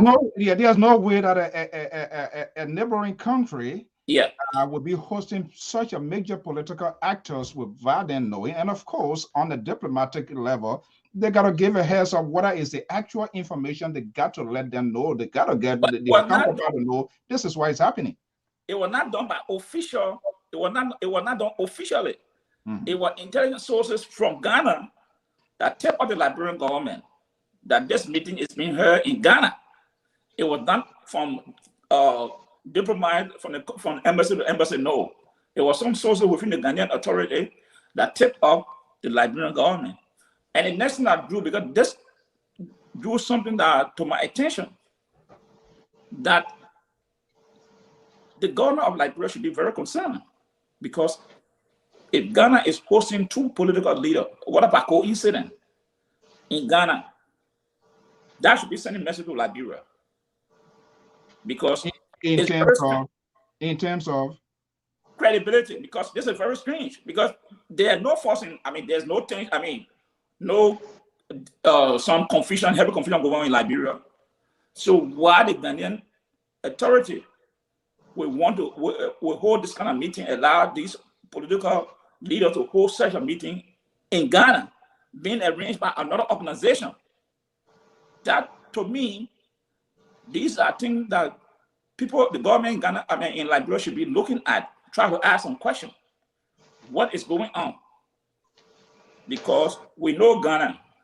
Do you think GOL have seeked us a diplomatic inquiry with respect to what happened? Do you think they have done that? Maybe they might be doing it behind closed door, because you know Ghana. I mean, that's Nigeria, that Ghana. Those are the powerhouse now right now in West Africa. Okay, so before we open the lines here, guys, so okay, let's assume it was a coincidence in this sort of conference. It was not a coincidence. No, I'm just asking. I'm just basing on whether it was a coincidence, whatever it is. So the delegates or this individual that went with these people or who serve as a proxy for them, how? Let's look at Boyka, the people that he carries. Right? Is there no any executive? Are these executive? And what is there? Why are they so close people that are within? What does that suggest? Now, I spoke to some people from the ANC. Cummings did not have any delegate with him coming to Ghana. He had gone business trip and then came to Ghana, so he didn't have no delegate. So it was just he alone on that trip. But Honorable Borkai, Do you think he has provided briefing to his folks at whatever conference that was maybe virtually or whatever way? Right? Do you think he has given like full in-depth or briefing to his? no, not to the folks that I spoke to. He had not briefed the entire body, but the inner circle know about it. What he was stopping to Ghana, he did inform his inner circle that he was stopping to Ghana, that he was stopping there for a meeting. So that from his inner circle, they were sources told me that they were informed of that. But then I turned to Honorable Boakai. Even if it was a coincidence, you don't think he would have called for one of the two of the party executives to fly into Ghana, saying that was the nature of that meeting? But he chose to take his son and nephew. Why? Why should it be that way? Then that why I want to go back to Mr. Herman Pedro Costa for his words that Joseph Boakai is a tribalistic young old man. He would never change because you're traveling. He had a tip off. He had a heads of what was going on, and he chose his son and nephew. What was the Secretary General? Or if there's not, who is in the party that he relied on, he trusts? He trusted Confidant. Why he didn't take one of them with him? It's like how we front on the CDC. I'm not a favorite where the presidential press secretary or deputy Smith Toby doing live streaming. I never saw that in the days of Samuel Doe. The veteran Patrick Kumi right here in Minnesota, Gaswa, the late Gaswa Yamento, and all of those people. When they travels with the president, they take note. When the president is having conversation with people, they take note. Yeah. And at the end of the day, you can find out a detail of a conversation, and they tell the librarian people it's the same thing, but yet didn't say we want to change it. So he didn't take his son as an official of the party. He didn't take his nephew as official of the party. So I assume this people went in the private capacity, and you are discussing. You're going to a meeting to discuss matter pertaining to the country. So I believe if at all you don't want anything to be legal, then it's one-to-one. Then he alone should have just fly to Ghana and went on a meeting or whatever via telephone, whatever, do it and come back. Okay. But you don't take your son and nephew with you to go to discuss pertinent issue to the country. Then it boiled down to one. This tribal thing that Henry Costa accusing of before. I'm sorry. Yeah, I'm sorry, but this is the thing we see. Because you cannot say, if you preach against nepotism, tribalism, and you're going to discuss official matter, political official matter, and you take your son and nephew with you, what that speaks about you. And it's not coming. But I think he didn't carry anybody with him. He went there in the picture. That's different. But when yeah, okay, I can open the line here. Then I have I see some of our followers. Before you open the line, I think Alexander Cummings, Mr. Cummings needs to be very careful here. Why? I think he's so anxious for the presidency, and if he doesn't take time, he might cry again. When you say anxious, to what extent? What's the context? Yeah. The first thing is that he knows very well that is a very clear fact that Ambassador Boakai isn't going to agree to go second or to bow down. He knows that very well. Now there are some crooks. There might be some crooks along the way who will also give him idea, okay, pump me some money, give the old man some money to recover some of his expenses, all those kind of things. And even if you give the United Party money, they are not going to agree for you to go as a standard bearer and they go second. They are not going to agree. But I thought the issue of Boakai, Ambassador Boakai carrying his children, normally these kind of decisions, people talk to people, most politicians, decide to consult their family members. Okay, I'm about to go to the phone lines. Yeah. I'm going to go to the phone lines to our callers. And what I'm concerned with here, look, we are in a volatile situation. Your children. Yeah, we are a meeting in Ghana. Yeah. I hope Mr. to do that for me. You know, what I'm concerned with, meetings, right? We've already Liberian situation. This meeting, at the end of the day, there was clandestine meetings held. Ivory Coast, this play, that play, and the next thing we saw, the country burst into flame. So if somebody is not a free thinker like me, I am a free thinker. When I see major actors in the political system in the country having these meetings out of the country and hearing some of the things that are coming out of their surrogate, I am concerned the nature of those meetings. But let's make the people voices heard. Let's go to the line here. This is All Things Considered. I'm Alfonso Zienso with the best of political commentators right here this evening. Let me go to the line here. Our first caller, please keep it succinct. 310 number 8510. Are you there? Yeah, I'm here. Okay. Caller, good evening. What's your name and where are you calling from? I'm Hawkeye Heron calling from Waterloo, Iowa. Waterloo, Iowa. That's Iowa as a whole is a major historical place to the presidency of the United States of America. Look, welcome to this talking point here. Let's hear from you based on what you have heard so far. And if it doesn't fall in your column, this is All Things Considered. Whatever matters to you, put it out there. Quickly, in 45 seconds. Okay. Let me just say thank you for the show, Mr. Sue. But then I have a different view. Okay. Especially when from the discussion about Chucky Taylor and Costa interviewing Chucky Taylor. You and I know very well that Costa do not have no power to free an American citizen from a federal prison. You and I know. So let us stop that, because there's no way you can interview Chucky Taylor 100 times. You will never do it. You and I live in this country know what America is. So that can never happen. Another thing I want to define with you also would be the issue with Mr. Cummings and Ambassador Buckeye meeting privately in Ghana. I mean, a private conversation is just a private conversation.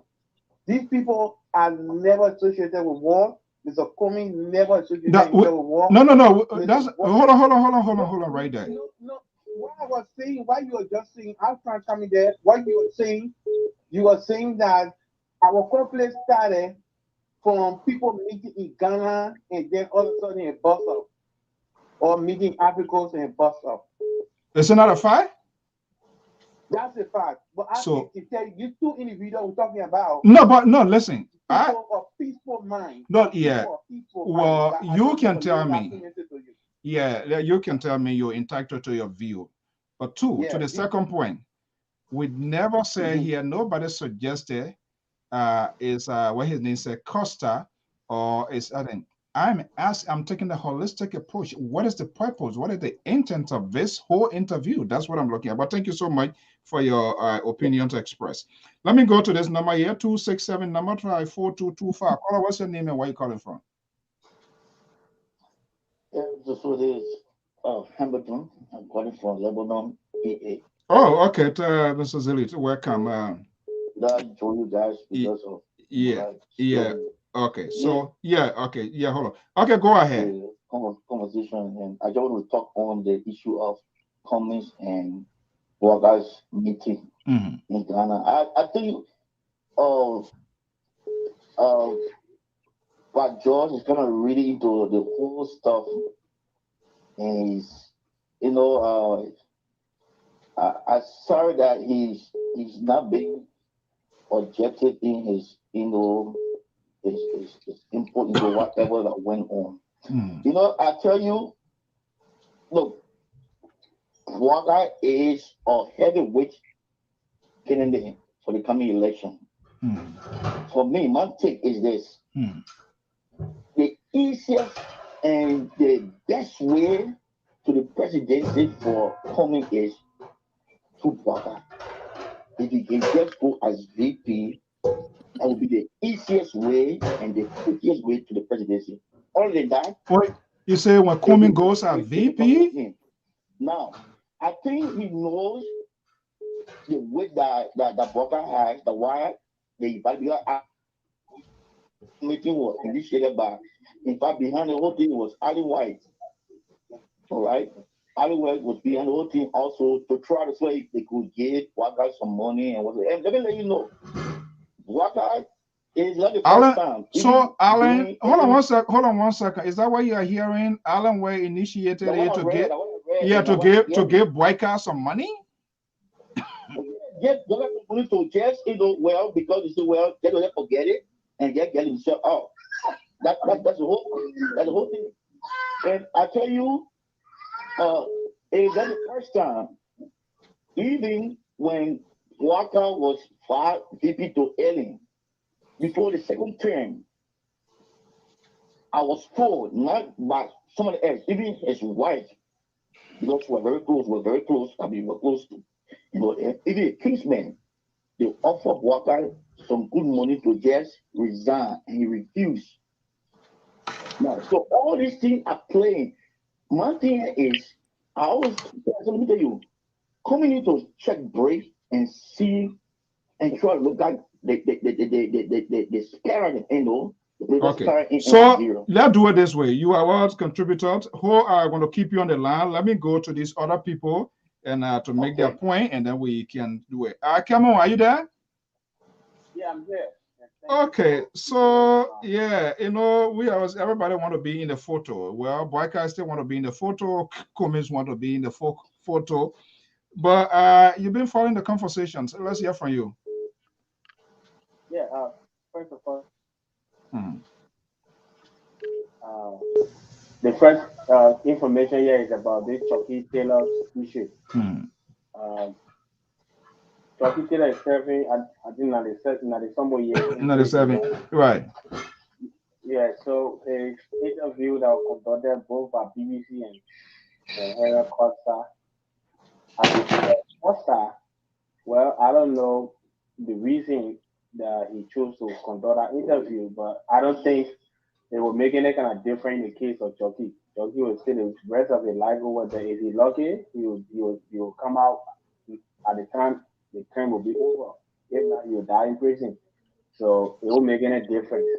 Okay, the only thing I'm concerned about in our society is our society, and we, especially the people back home or our leaders in the house there, over there are people who support criminals and stuff like that. So the whole society is just. So who do we even define as criminal now? I mean, like if you get people who participated in the war, kill innocent people, they are serving a representative senator, and they're making decisions for us. What do you think? Yeah, who put in there? We put in there, right? Okay, thank you so much. The last day on the issue of Comey and Waka, this election that is coming up 2023 is squarely in the hands of our brother and sister back home. If they are satisfied or George, we have to vote for him. If Waka go individually on a unity party, Comey go ANC. If they put one Waka, they'll vote for Waka. If they want Comey, they'll vote for Comey. So let's not be wasting our time heading out here analyzing the guys and the TV and stuff like that. The people in Lagos know exactly what they're going through. If they want Joshua to continue as president making music and serving, then that's it. If you think Joseph Baga is old enough to change the system, that's it. If he come in and come here and make a difference, that's it. And for me, I'm not going to waste my time heading my hair on the people back home with who they want and who not they want, because at the end of the day, we'll come back to the same old thing and be discussing the same old thing again. So let's just watch it actually play. All right. Thank you so much. Okay, let's keep it brief here. 763 number 2403 before I can go there. Are you there? 763 number, are you there? Yeah. Yeah, I'm here. Okay, what's your name and where you calling from? Yeah, this is Abel calling from Minnesota. Okay, let's hear from you. Good evening. Good evening to you all. My question to one of your guests, I think Marcus, he used the word Comey is so anxious. When the four political parties got together, they came as equal strength. So the four I mean the CPP, they came together. They know what's uh, the other parties have more votes or what have you, or the other party. They came together. They have to the process for them to get that leadership. If no consensus, they go to VPS, they go to primary, or and they have equal delegates. So let's follow the process. If you say Mr. Comey is acting anxious, okay, when the last time everybody's saying that, okay, why Comey can go as VP? Comey cannot take a point instead of go as VP. But Mr. Barker have to ask him, like how Georgia asked what her name, Joy. Joe Howard Taylor. All those groups, they just came to a consensus, and that's what I said. That was the best way, Okay. because some of us knew this thing. It was not going to work on planet Earth. There is a history to that, but they didn't listen. Yes.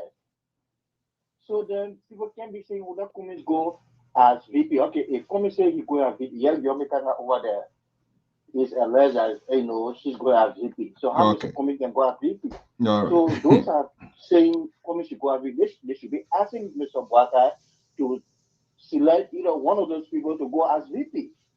Because you cannot go up and say you want to I don't even know where that concept comes from. VP only comes into play when you becomes the standard bearer or when you becomes the head of the ticket. Then you select your person. But everybody, the liberal progressive, he's one of those here with that sort of conspiracy. Let a man go on. We are not joining. Be on top. All right, thank you so much. Let me go to the next. We have joined the liberal. So let's no. I didn't join him. You will respond, Marcus, after these two callers. Yeah. Hello? Yeah. 4841385. Good evening. What's your name and where you calling from? Yeah. Archimo Frederick, Chester, Pennsylvania. Welcome. Thanks for taking my call, gentlemen. Yeah, welcome. Go ahead. I'm a little bit conflicted with this whole Chucky Taylor and their interview. You see, and I put a little bit of blame on you and your network, because some people in the media, some people in Liberia have given a certain gentleman the power, the flexibility to do what he wants to do. And including you also have given him that power, that opportunity to come on your show and spew information that sometimes don't make sense. I think you should be reaching out there. I think you should be condemning this gentleman that even made that interview possible. Don't give him a free way. Don't say Mr. Cummings or Mr. Boycott should come up and condemn his action. Actually, we all should be condemning the person that even started the interview and put it on air. That's my one point. You guys are students of politics. When it comes to a government in power, yeah, we tell them to let the public know what is going on in the government. We have the right to know, because you know what? We put them in there to represent us. But when it comes to private entity or parties like Mr. Cummings and Boycott, they don't have any right to tell us what to do when it comes to their meetings or their personal issues. We can hold them responsible when they take power. Oh, they should take power. So hold on one second. But they're receiving public funds. I'm not sure which approach line, but again, so we allow people to express their view, their opinions, whatever way they are. So you say we should wait and until they take state power, then we can ask. Then are they not public figure? You don't consider them as a public figure now, someone who seeks for the higher office of the land? Are you not concerned? Are you not concerned what they're going to be doing? What vision to what they are bringing to deliver to the country? Are you not concerned of all of that? Are you not taking the holistic approach or we want to be sort of a little bit segmented in, let's pick this one, but we shouldn't talk this one here. But if you're talking about yourself, I will give you a chance. If you're talking about yourself, that's a different thing. When I come out here and announce that I want to contest for the representative position or senatorial positions of Grand Jita County, I have made myself vulnerable to the public, to be ridiculed, to be asked all of the tough questions, to follow my profile. Does that make sense? Yeah, but you know what? You have every right to ask them. Mm-hmm. But you must also ask them what are their plans when they take power. The meetings they have with their subordinates or people that are in the party or two opposing parties. We don't have to know it. Let me give you an example. You are a student. The gentleman, Mr. George, and the gentleman from Kenya. We are students of politics. I can tell you I'm a student of politics in this country here. Barack Obama became president. John McCain lost to Barack Obama. Barack Obama and John McCain met privately. Nobody knew about it. The public didn't know about it. You know when we got to know about it? When John McCain passed away, and then information came up that John McCain and Barack Obama met maybe once a month or twice a month. It's the same as boycott and Cummings meeting. Was it? Yeah. Was it? Okay. Okay. So, all right. Thank you so much. Let me go to the next number here. I need to go back to my guys here. Christopher, go ahead. Thank you so much. Let me put this person up, and then we can. Christopher, go ahead. Yeah, Mr. Sue, I'm sorry for the brother. You know, he tried to have it both ways. Why you doctor? Why you want to feel sorry for people? You're talking about you sorry for the brother. Why would you say that? It may expressing a view, then you say sorry for the brother. Try to have it. You can't have a cake and eat it. You want to have it both ways, and you're trying to redirect him. You know, on the other hand, he said he believes in transparency when it comes to other people and Chucky Taylor and blah blah blah. But then when it comes to other people, he said nobody will know. It will be secret. What do you mean by that? The media is going after everybody every day to expose anything. Like you have a secret meeting, sometimes they can send people there to do secret recording. Wherever way the media will get their the information and put it out, they will do it. So the brother will just start that other talk talking here. My point I want to make here is Marcus, can you face the camera? Go ahead quickly. So we go. Okay, go. Yeah, to be in the middle. Mr. Sue, when Henry Costa then talking, we should pay attention. When they are interviewing Chucky Taylor, then we should all step back and look at it critically. It's not fun. These guys, Henry Costa is connected to Benina Yuri. These guys know the system. They know how Liberia. Benina Yuri were connected to Helen and so many other people. But we don't know how people were released from jail. We don't know who were the heavy hands behind it, the players behind it. Somebody said they paid 11,000. They contributed 11,000. Some people say 1 million. Well, I don't know about that. This interview is serious. Who's trying to free Chucky Taylor? Who is behind what? This thing we saw with Henry Costa. I asked a question. I said, "What was his significance? What was Henry Costa? What motivated him? What was he trying to achieve?"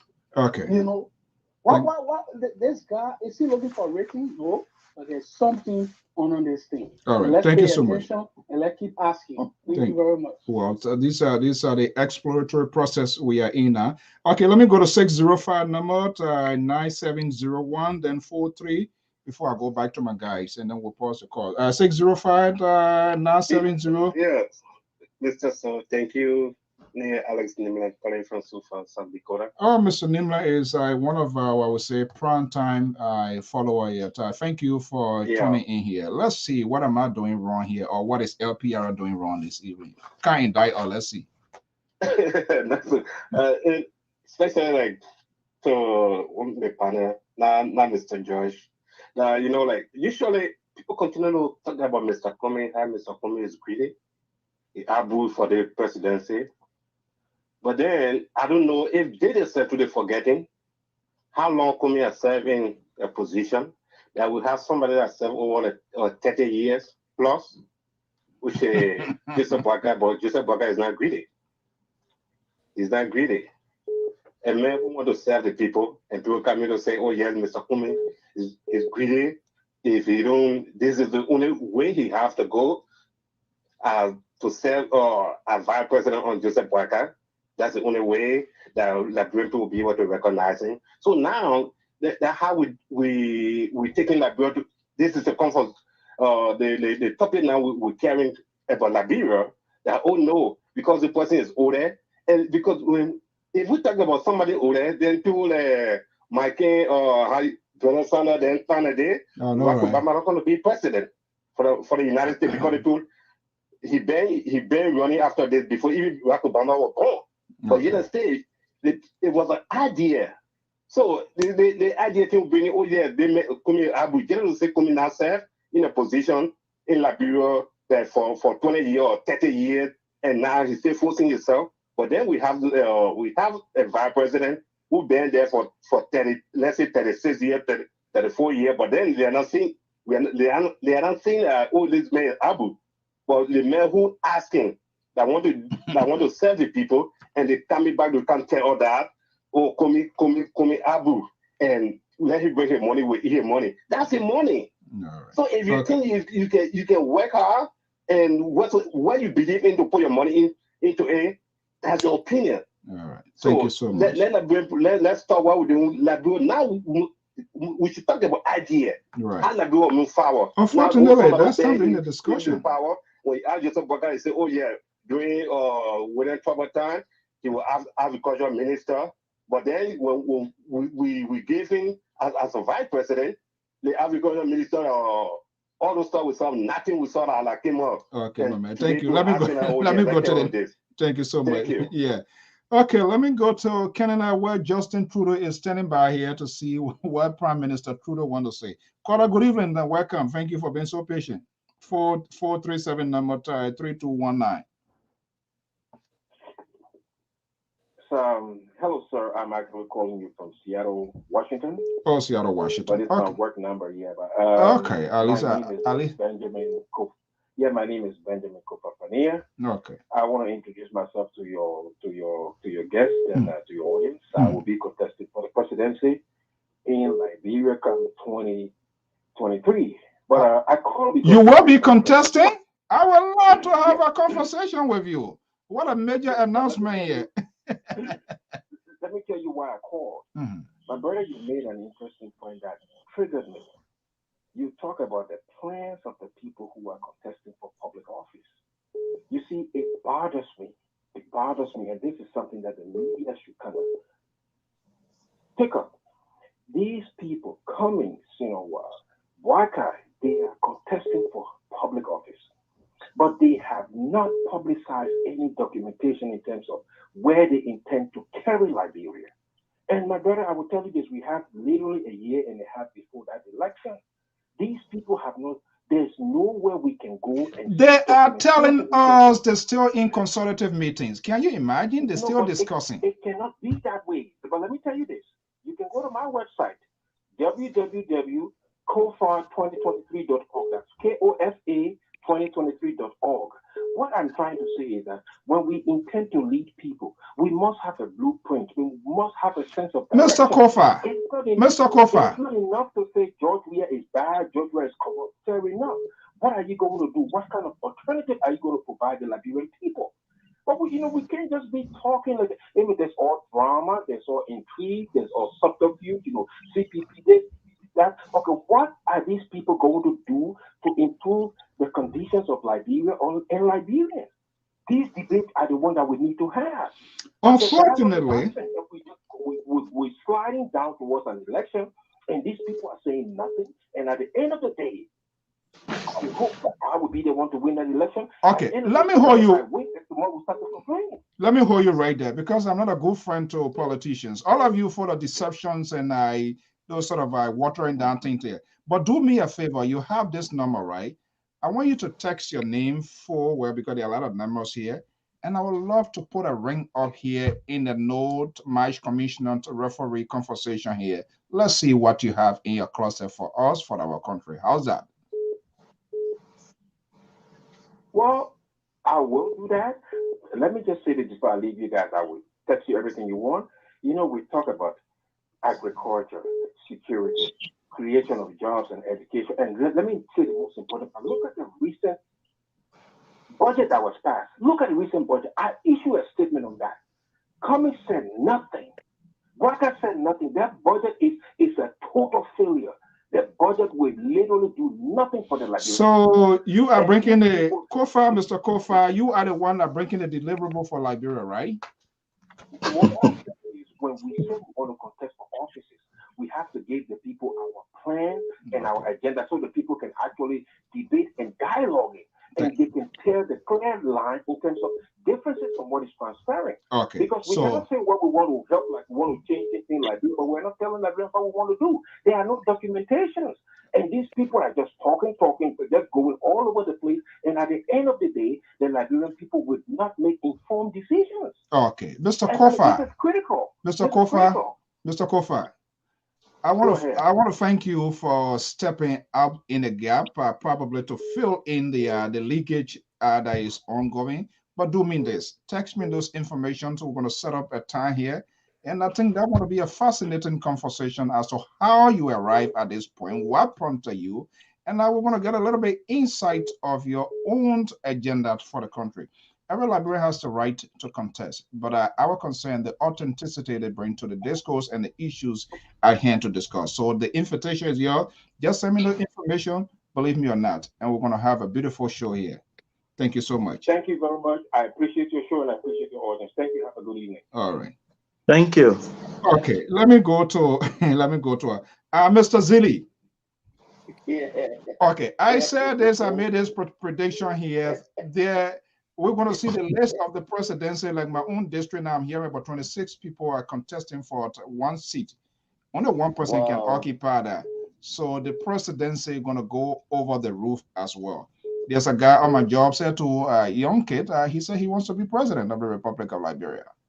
Of course, he's the age, he missed the age benchmark. And let's see what happened. Make a point before I go to my analyst. Yeah, I was listening about Chucky Taylor. I don't know, we are kind of we are reading into a lot of stuff and kind of, say, well, why is it that this guy or Costa, being Chucky and what have you? But you see, no, listen, it's not an issue why I didn't let's get it right. I didn't ask the question. I want to know the time. What's the purpose of this interview? How it came into play? Okay, I got you. But again, the American justice system is quite different from, I would think, even you are a notorious criminal, you are a notorious role, whoever, you have right. And you have right to speak. They can't censor you. I mean, I just didn't guess that they can't censor you. The thing is, Chucky, yes.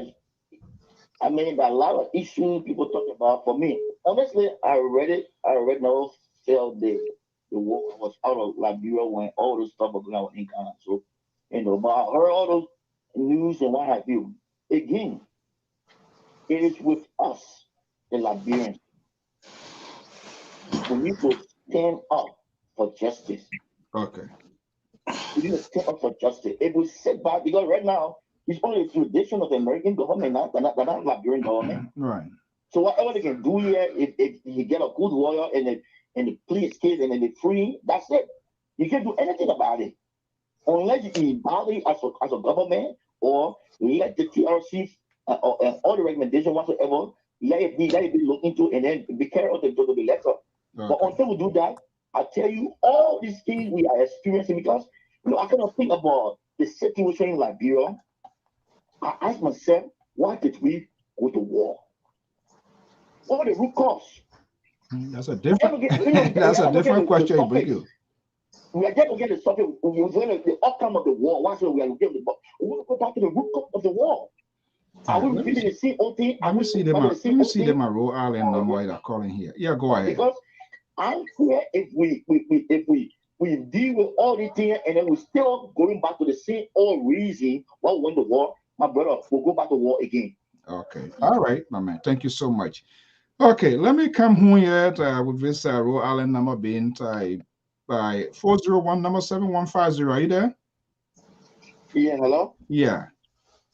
Yeah, this is Walker call from Rhode Island. Okay, Freya from the Ocean State. Go ahead. Let me hear my Rhode Islanders. What do you have to say?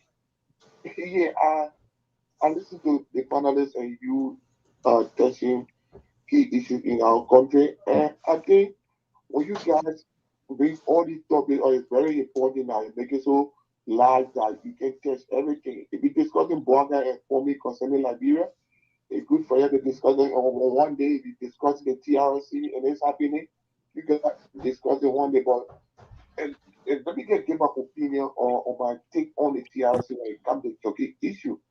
I think what makes Turkey to come out and start denying some issue them, yeah, but the standard we set in our country. Most of the guys that are committed in Indian crime, they were beyond bar. Look, Turkey was not going to come on radio and be defending itself. Because, for example, Prince Johnson, the Elvis Snow, all the guys that in power, they are about wealth and they attend the overnight of philanthropy, using the people money and to maintain power. They were going to implement the TRC, try the guys. It won't happen. But we let me as I said, Turkey want to. I was in Nigeria. I know what Turkey did. Go there. I'm a Jiba. You wanted to hear for the anti-terrorist for the ATU. They came at the demo for the ATU. So we know all these things. So if we can't deny and talking all the type of things that are not even far away from the truth, and we can tell you something. If Turkey was in Nigeria, then time he passed around making people. And God can have it that he came to America, the American government arrest him because they have people that committed crime. If you're talking about a good job, look at his sister, he's sleeping there in Liberia, passed around, nobody talking to them. Then he there denied. He went to see the way they expel him. He went to school in Ghana, they expel him. He came in front of a group that because they murder people. There's an area called Mass File. Go there, he killed one boy in the 80s. You go and find out this story. But we say that so that the same people that here on with defending them. Why you go and try to talk about TRC posting without getting time for TRC? So if that how we live, the world has great impact on us and young people. You know what is going to take. Thank you, sir. Thank you so much. So we want the TRC to be implemented to the core, and we're looking for a leader that will take power and forget about themselves. Quickly here, my man, before you go, you and I get a common boundary here. Have you found that leader just to share that leader with our audience? Look, there are more people, but there are more people coming can do it, Joe Walker can do it, and that the cancer can do it, but you gotta be selfless and forget the political way. Political power, when you get there, don't say, oh, we got to maintain power, I gotta set it by individual. No, we are across the state. Okay, you call quickly here, you call three names. Who is showing strength? Who resembles that they can do it? They can do it is relative. So these three here, who is showing strength that yeah, they are up for the task to do it. That's your opinion, that's your view as a citizen. Who you think? Let me tell you. You see, when the people go for power, to get power, to go for power is not a thing, but to maintain the power and do what the people want to do. Because you see, the politicians in Liberia, they have their Liberian curse. Because they will say all the good things when they get there, they say different things. But now, all of them can implement that TRC to the coup. But when they get there, who can, you are following who can implement the TRC? That's what I want to know. We ourselves must be held responsible for things that we say, though, not just on the politician. So who you think? Who you want to pour on? Put your life on the line for here this evening. Let's hear you. Who knows? Somebody could be a. I don't want to be talking as a Jew. I think all these other things I will be anyone in their way.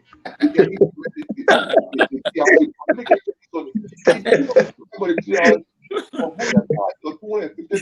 How, my man, don't do that to me from here. You and I share the same going on and a lot of things in commonality. Till you then can be one person got to be. My question here, and what I'm saying, If I need anybody to pick for one become all of them are wanting the 3%. So where you we are you for now? Yeah. Where you almost stay with Joy we are? You're not sure about the three people. We should stay with Joy we are because it seems like you're not sure of the three. Then who will be winner? But the people that are supposed to win, they can't even hold it, the basket, not even hold it, the water falling all inside. So who you want us to bring? I know this for me, two politics will happen at the end of the day. If they don't come together at the end of the day, like okay, even to conclude, I know you get a lot of people calling. We need Nigerian people. We need to muster the courage. No, if 100 or 250,000 what is get on the street, okay? Let me give you. I give you special treatment, or you call you my Rhode Islanders. I got to be a little bit biased here, so we having real fun here. Okay, yeah. lead our courage, so I will follow you. Let's see where you want me to go. When you say we want people to go, where you mean? For our country, that with that, probably not talking about now, man. Yeah, we want the TRC people to be. Yeah, but who? In order for the TRC to be implemented, there must be a leader that we will have to say yes. This is what. So you have all of these people here. Who you think have the guts or the political guts that would take on this TRC on day one? But now in Nigeria, we get 3% now that I said there's one of the bigger presidents coming is Bwaka, is that yourself. So as I have the conviction, any of the three win to implement the TRC report backed by the Liberian people that will put their feet on the fire and tell us, look, enough is enough. Okay. It's time for Liberian people to get justice. Okay. It seems to me that you are unsure who will lead this TRC to maritime in Liberia. No, anybody can lead it. How you say anybody? Suppose I say that George, will you say anybody? If I say George, you still get time. Will you agree with me? So we have to come and we honor the paper because how will you say how? Because we must have the courage to implement the TRC report. Okay. Because we immediately say everybody said that he was free. He had no connection with the war to implement it. You agree? You agree with that at the time? Huh? You agree with them? The people that say he was free, you agree with them? Now what people say. But what you say? Because I know point back. No, so yeah. Oh man, what people I forgot about the people. What you say? About the TRC report? No, about Joy. We are people say hand was free. Why you agree the hand was free or a hand was tied? Quote unquote, hand was free. Okay, man. Thank you so much. Look, this is quite interesting. All of us should be held accountable on some of the things that we can say. You can be in two places at the same time, and this is what is lacking within the community. People are indecisive. Okay, you can express your view, but when I decide to support somebody, I must be able to give a justifiable reason to why this person is equipped, why this person is better positioned to do what he or she's supposed to be doing. Okay, I think the call your name on something you took down note, right? Yes, I did. Yeah, what is it? Because my I think like a great parent now, my brain is frozen. You want to rate yourself? Yes, I can do that. You know, when I said Arizona B. Kumis is anxious, I believe. Let me ask you that question. I don't know whether you provide an answer. I asking you what you mean by anxious. Now somebody came and buttressed my point. Yes, anxious in the sense that, you know, there are so many pre-doctors and that are looking for priests. So if he presents himself as one of those priests, he will be caught, he will be eaten. Because with the politics in our country, there are a lot of good people and there are some bad people amongst the good people. So since Ambassador Bwaka, he might not want to bow down or give credence to whatsoever Kumi is saying, but once there is the issue of catch, if he wants to, he can say, okay, bring the money. That does not automatically mean he's going to agree that Kumi goes as standard bearer. Because later he might like the trend to say, oh, let us go for the primary. Whoever wins, the person becomes So the just standard bearer. yeah, we'll soon be So, wrapping up. Before I go to so Pastor. that is my analysis. So whoever the thing like the next issue is that the issue of people. A lot of our callers mentioned the issue of Chucky. Somebody must have granted the interview for it to have gone on.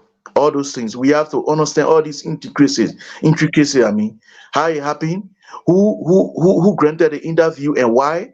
There was the same place, in America. We had Charles Taylor, his father, and when you listen to the story, how Taylor left, I listened to Taylor himself. He said a gentleman went to him and made him to go to leave the prison within the scene America. He left and he came to Libya and he went to Mexico. From Mexico, he went to Libya. So with these kind of interviews, every conscious-minded citizen will have so many thoughts about this kind of interview. Why at this time? What do they want to achieve? So you see, so those are some of the concerns. So before I go to Joyce here, this sort of perception, or whether it's a plurality method of elimination in voting, whether it's a border method or whatever method they try to deploy here, why then these people, if they knew all of these things here, why they gave a headache? Why they didn't adopt the CDC style? They came to a political consensus. CDC said, hey, we're going to produce the big dog. MPP being the next force say, okay, we're going to give you the slot. Prince Johnson party came and said, okay.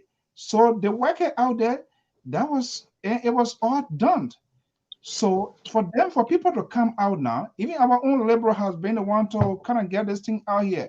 Let a man go on. That man will be there for 1 year. After that, what sort of arrangement is that? But Mr. Ware is thing. Okay. Now, the issue is that what happened with these guys, these 4 political parties. Do you think it's fair? If they did that to you, do you think it's fair? Yeah, it was never. You want to be president. I want to be president, and you're telling me say I should go second, but you have not told me, why I should be second. The vice presidency is equivalent to that of the presidency. We must have somebody when the president is incapacitated, the vice president should step in the gap as well. Granted. I don't know why people try to, kind of cut that sort of undercut that. So the issue with these 4 political parties is not a coalition. What is it? It's collaboration. Mm-hmm. There is a difference between coalition. Yes. There is a difference between merger. There is a difference between collaborating. Okay. So whatever thing that brought them together, they know very well that in the end they will have to go to a primary. Now, if somebody is telling us that it's not an entitlement, though I'm not saying that it is an entitlement, but from the prevailing situations, we try to analyze things from the prevailing situation. I'm not saying that it is an entitlement, but if that is the case, let me come to the issue of what am I saying. If that is the case, why is it that Alexander B. Cummings cannot wait for the primary or whatever convention that will bring the result? Let him go and let him wait. So whether the 300 or from each political parties, whether majority will support him, because from the beginning, the ANC guys were saying that the people from. Let me hold you right there. Okay, let me hold you right before I bring in George here. I had an opportunity to interview Mr. Cummings here. I'm looking forward to have a dialogue with Ambassador Boycott as well. That was Cummings' argument here. Let the process play out. So let the process play out means he wants the process to be comprehensively exhausted through a channel, whatever agreement. So I'm kind of confused now. That's what I say. There's your document. They alone did it. They don't know why it is here. So it seems to me there is no defined objective of this framed document that these people put together. They have lawyers and all of that. And for people to come out to say, okay, other people wants to undercut it. That's what we see in this chaotic situation, Mr. George. We are running out of time here. Yeah, let me just say this. What's going on? Let me say this. The first thing, these people went to the collaboration, they were not honest. Their game plan did not give them the result they wish for. They were taken aback. But let me just call it a nutshell. We say we want democracy. I hear all the people say Alexander Cummings is anxious or he want power. Why can't we sit down and let this thing play to the end? They say what? Consensus, VPS, then convention.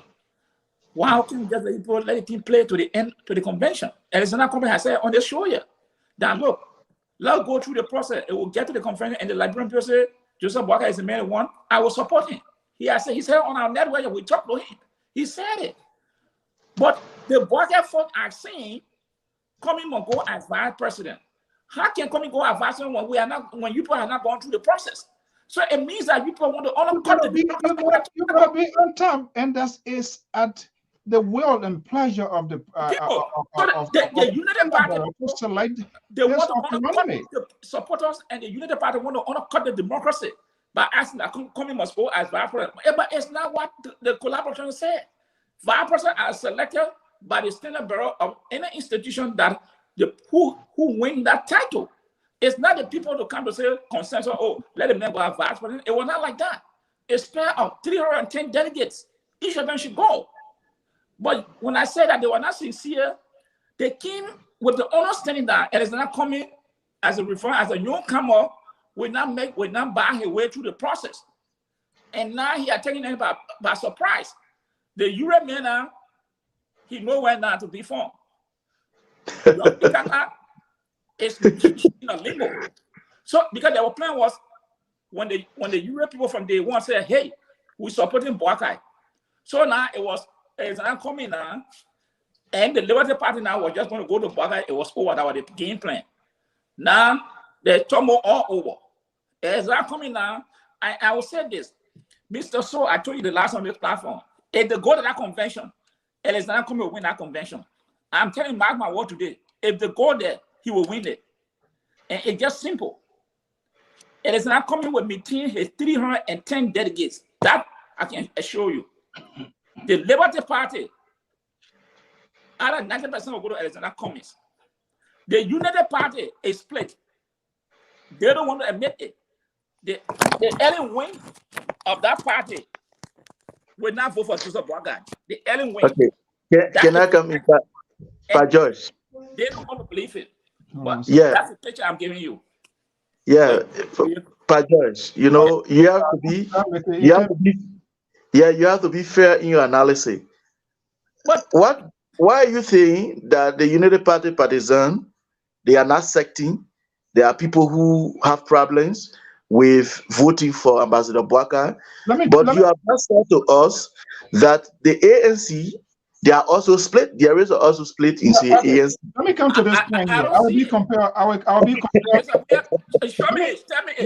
me tell you this. I don't know what I've said this on this network. The issue of split is reality.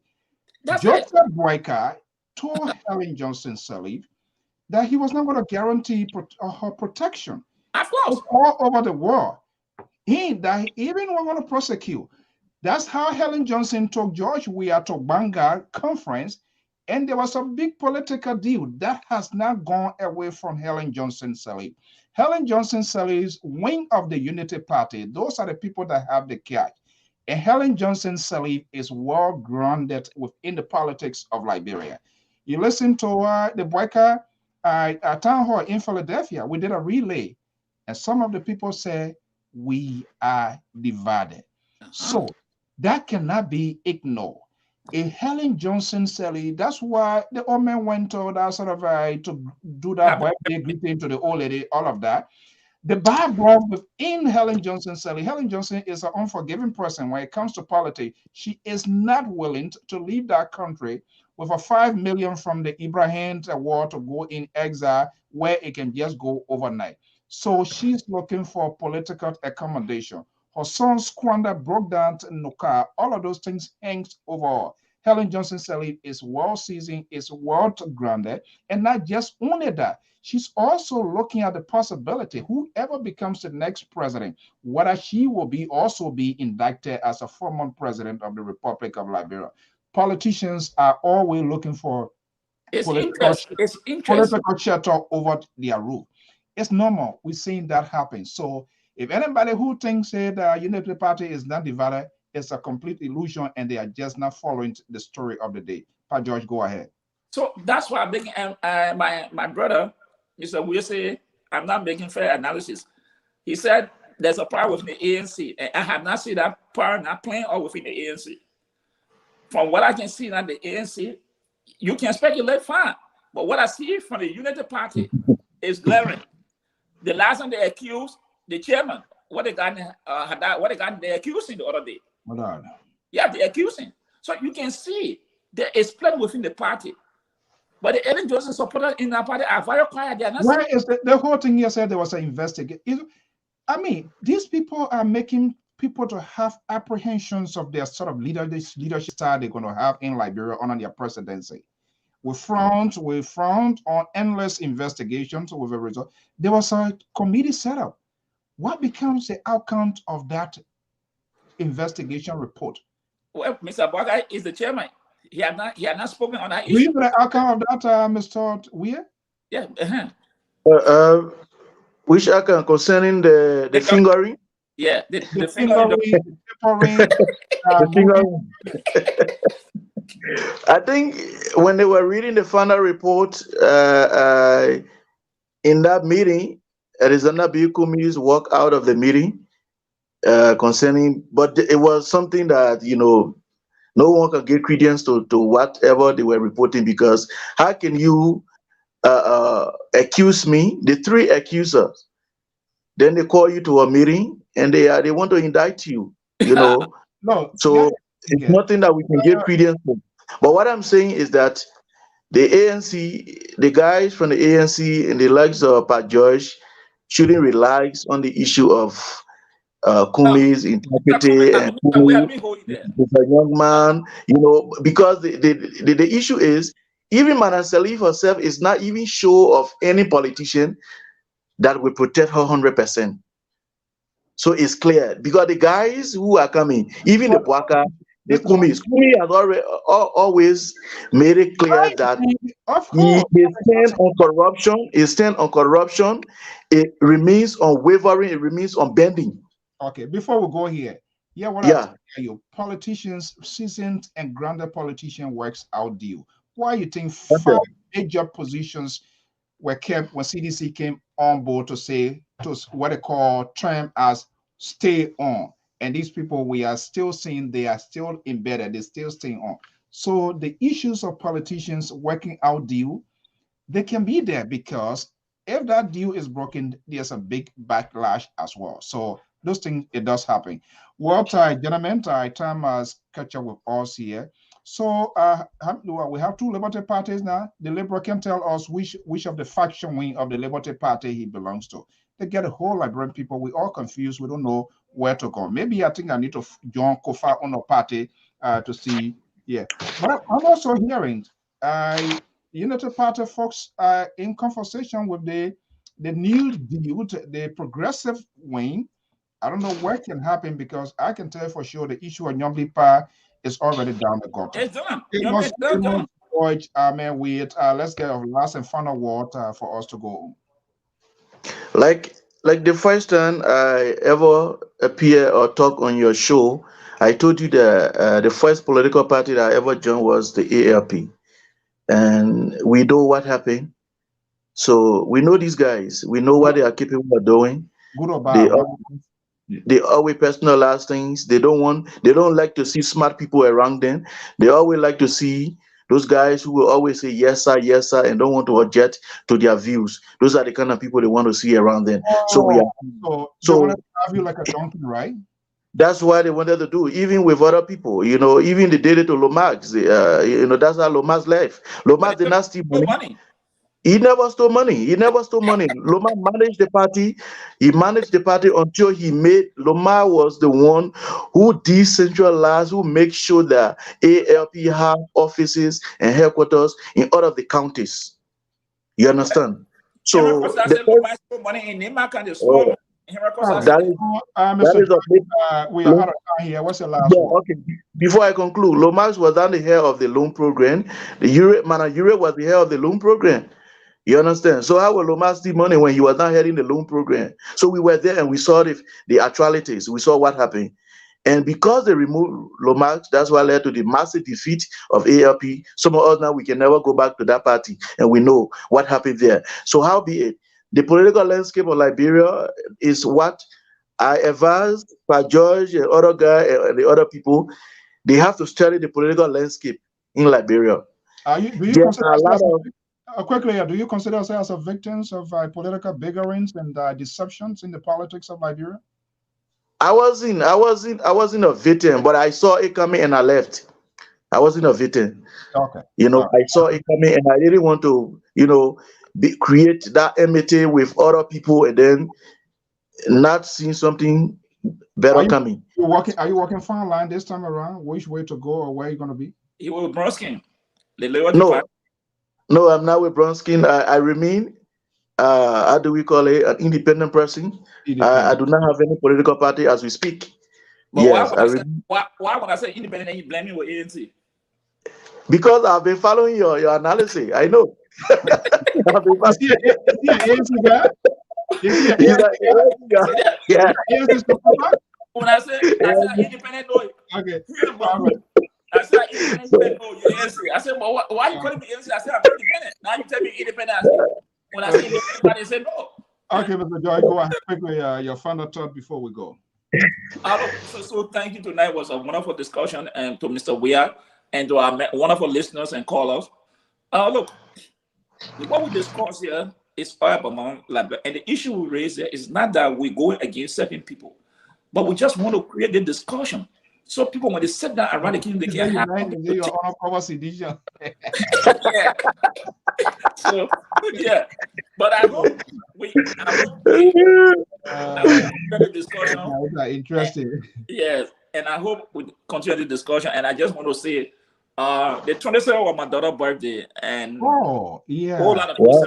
When I posted her picture, a whole lot of people sending messages to her. So I want to thank all those people. Thank you for wishing my daughter. She turned 15 on the 27th. Oh wow, yeah, she's pretty good. So thank you to everybody. Lpr something I wrote there. I just can't remember. Yeah. I kind of pop in. Yeah, we need to do that when people. I mean, this is a volunteering services. All of us doing sit down 2 hours, 3 hours to have this conversation. It's not that we are boring. We don't have anything to do. But we are doing it for the best of the country, and we are not taking the entertainment aspect of this sort of conversation. We try to take a holistic view, and that's what we want our listeners to know. It happened yesterday. We didn't talk, so it's happening now. We shouldn't. We should. Why are we talking? That's not it. We are looking at the bigger picture of all of this. We have to think beyond our borderlines, the reach of our eyes. Not wherever your shadow stop, that's where should be your limitation. No, that's not what we argue. That's not what we talk about here on LPR.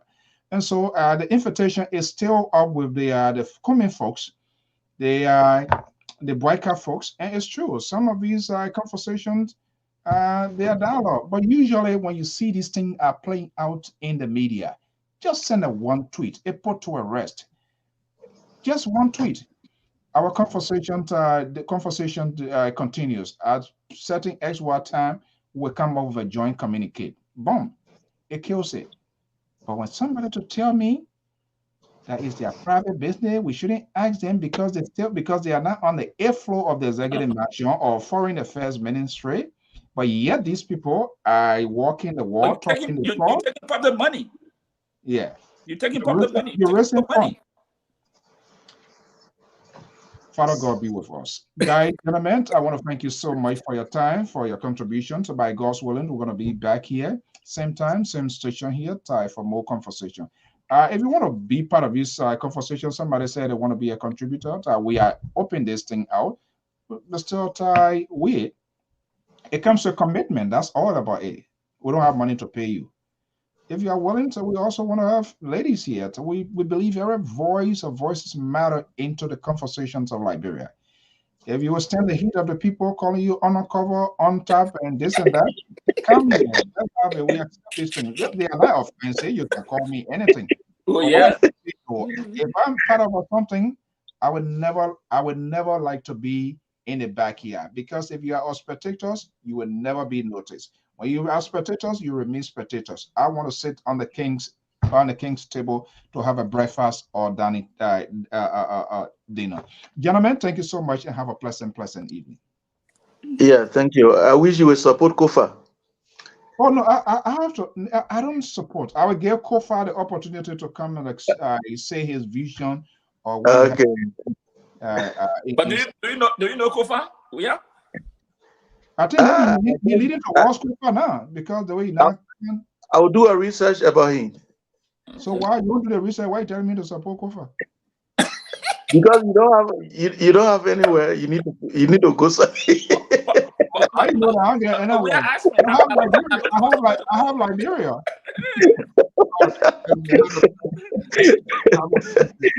I have one thing, and that's Liberia. Yeah. It has we are there looking for somewhere to put other people that they've been around before. So they yeah.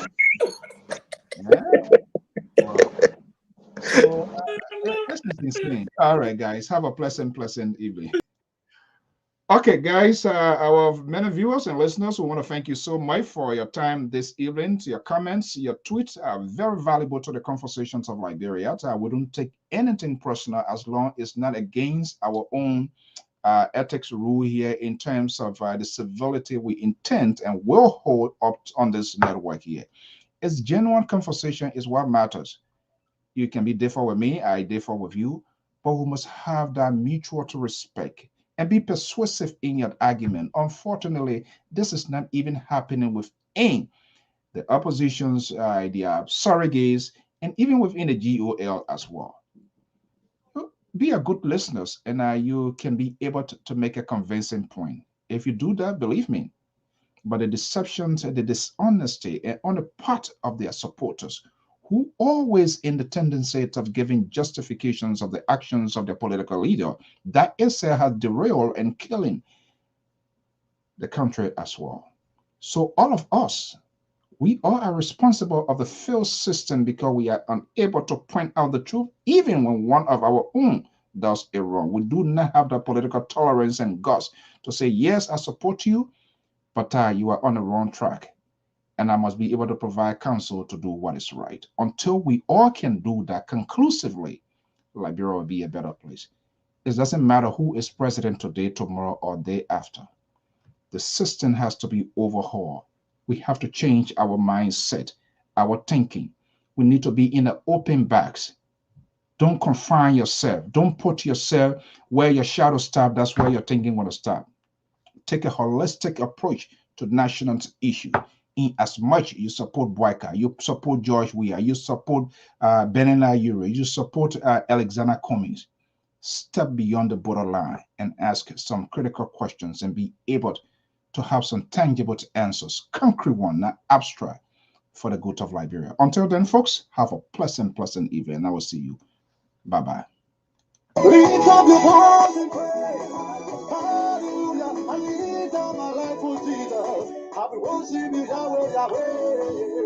Hallelujah, hallelujah, hallelujah to Jesus.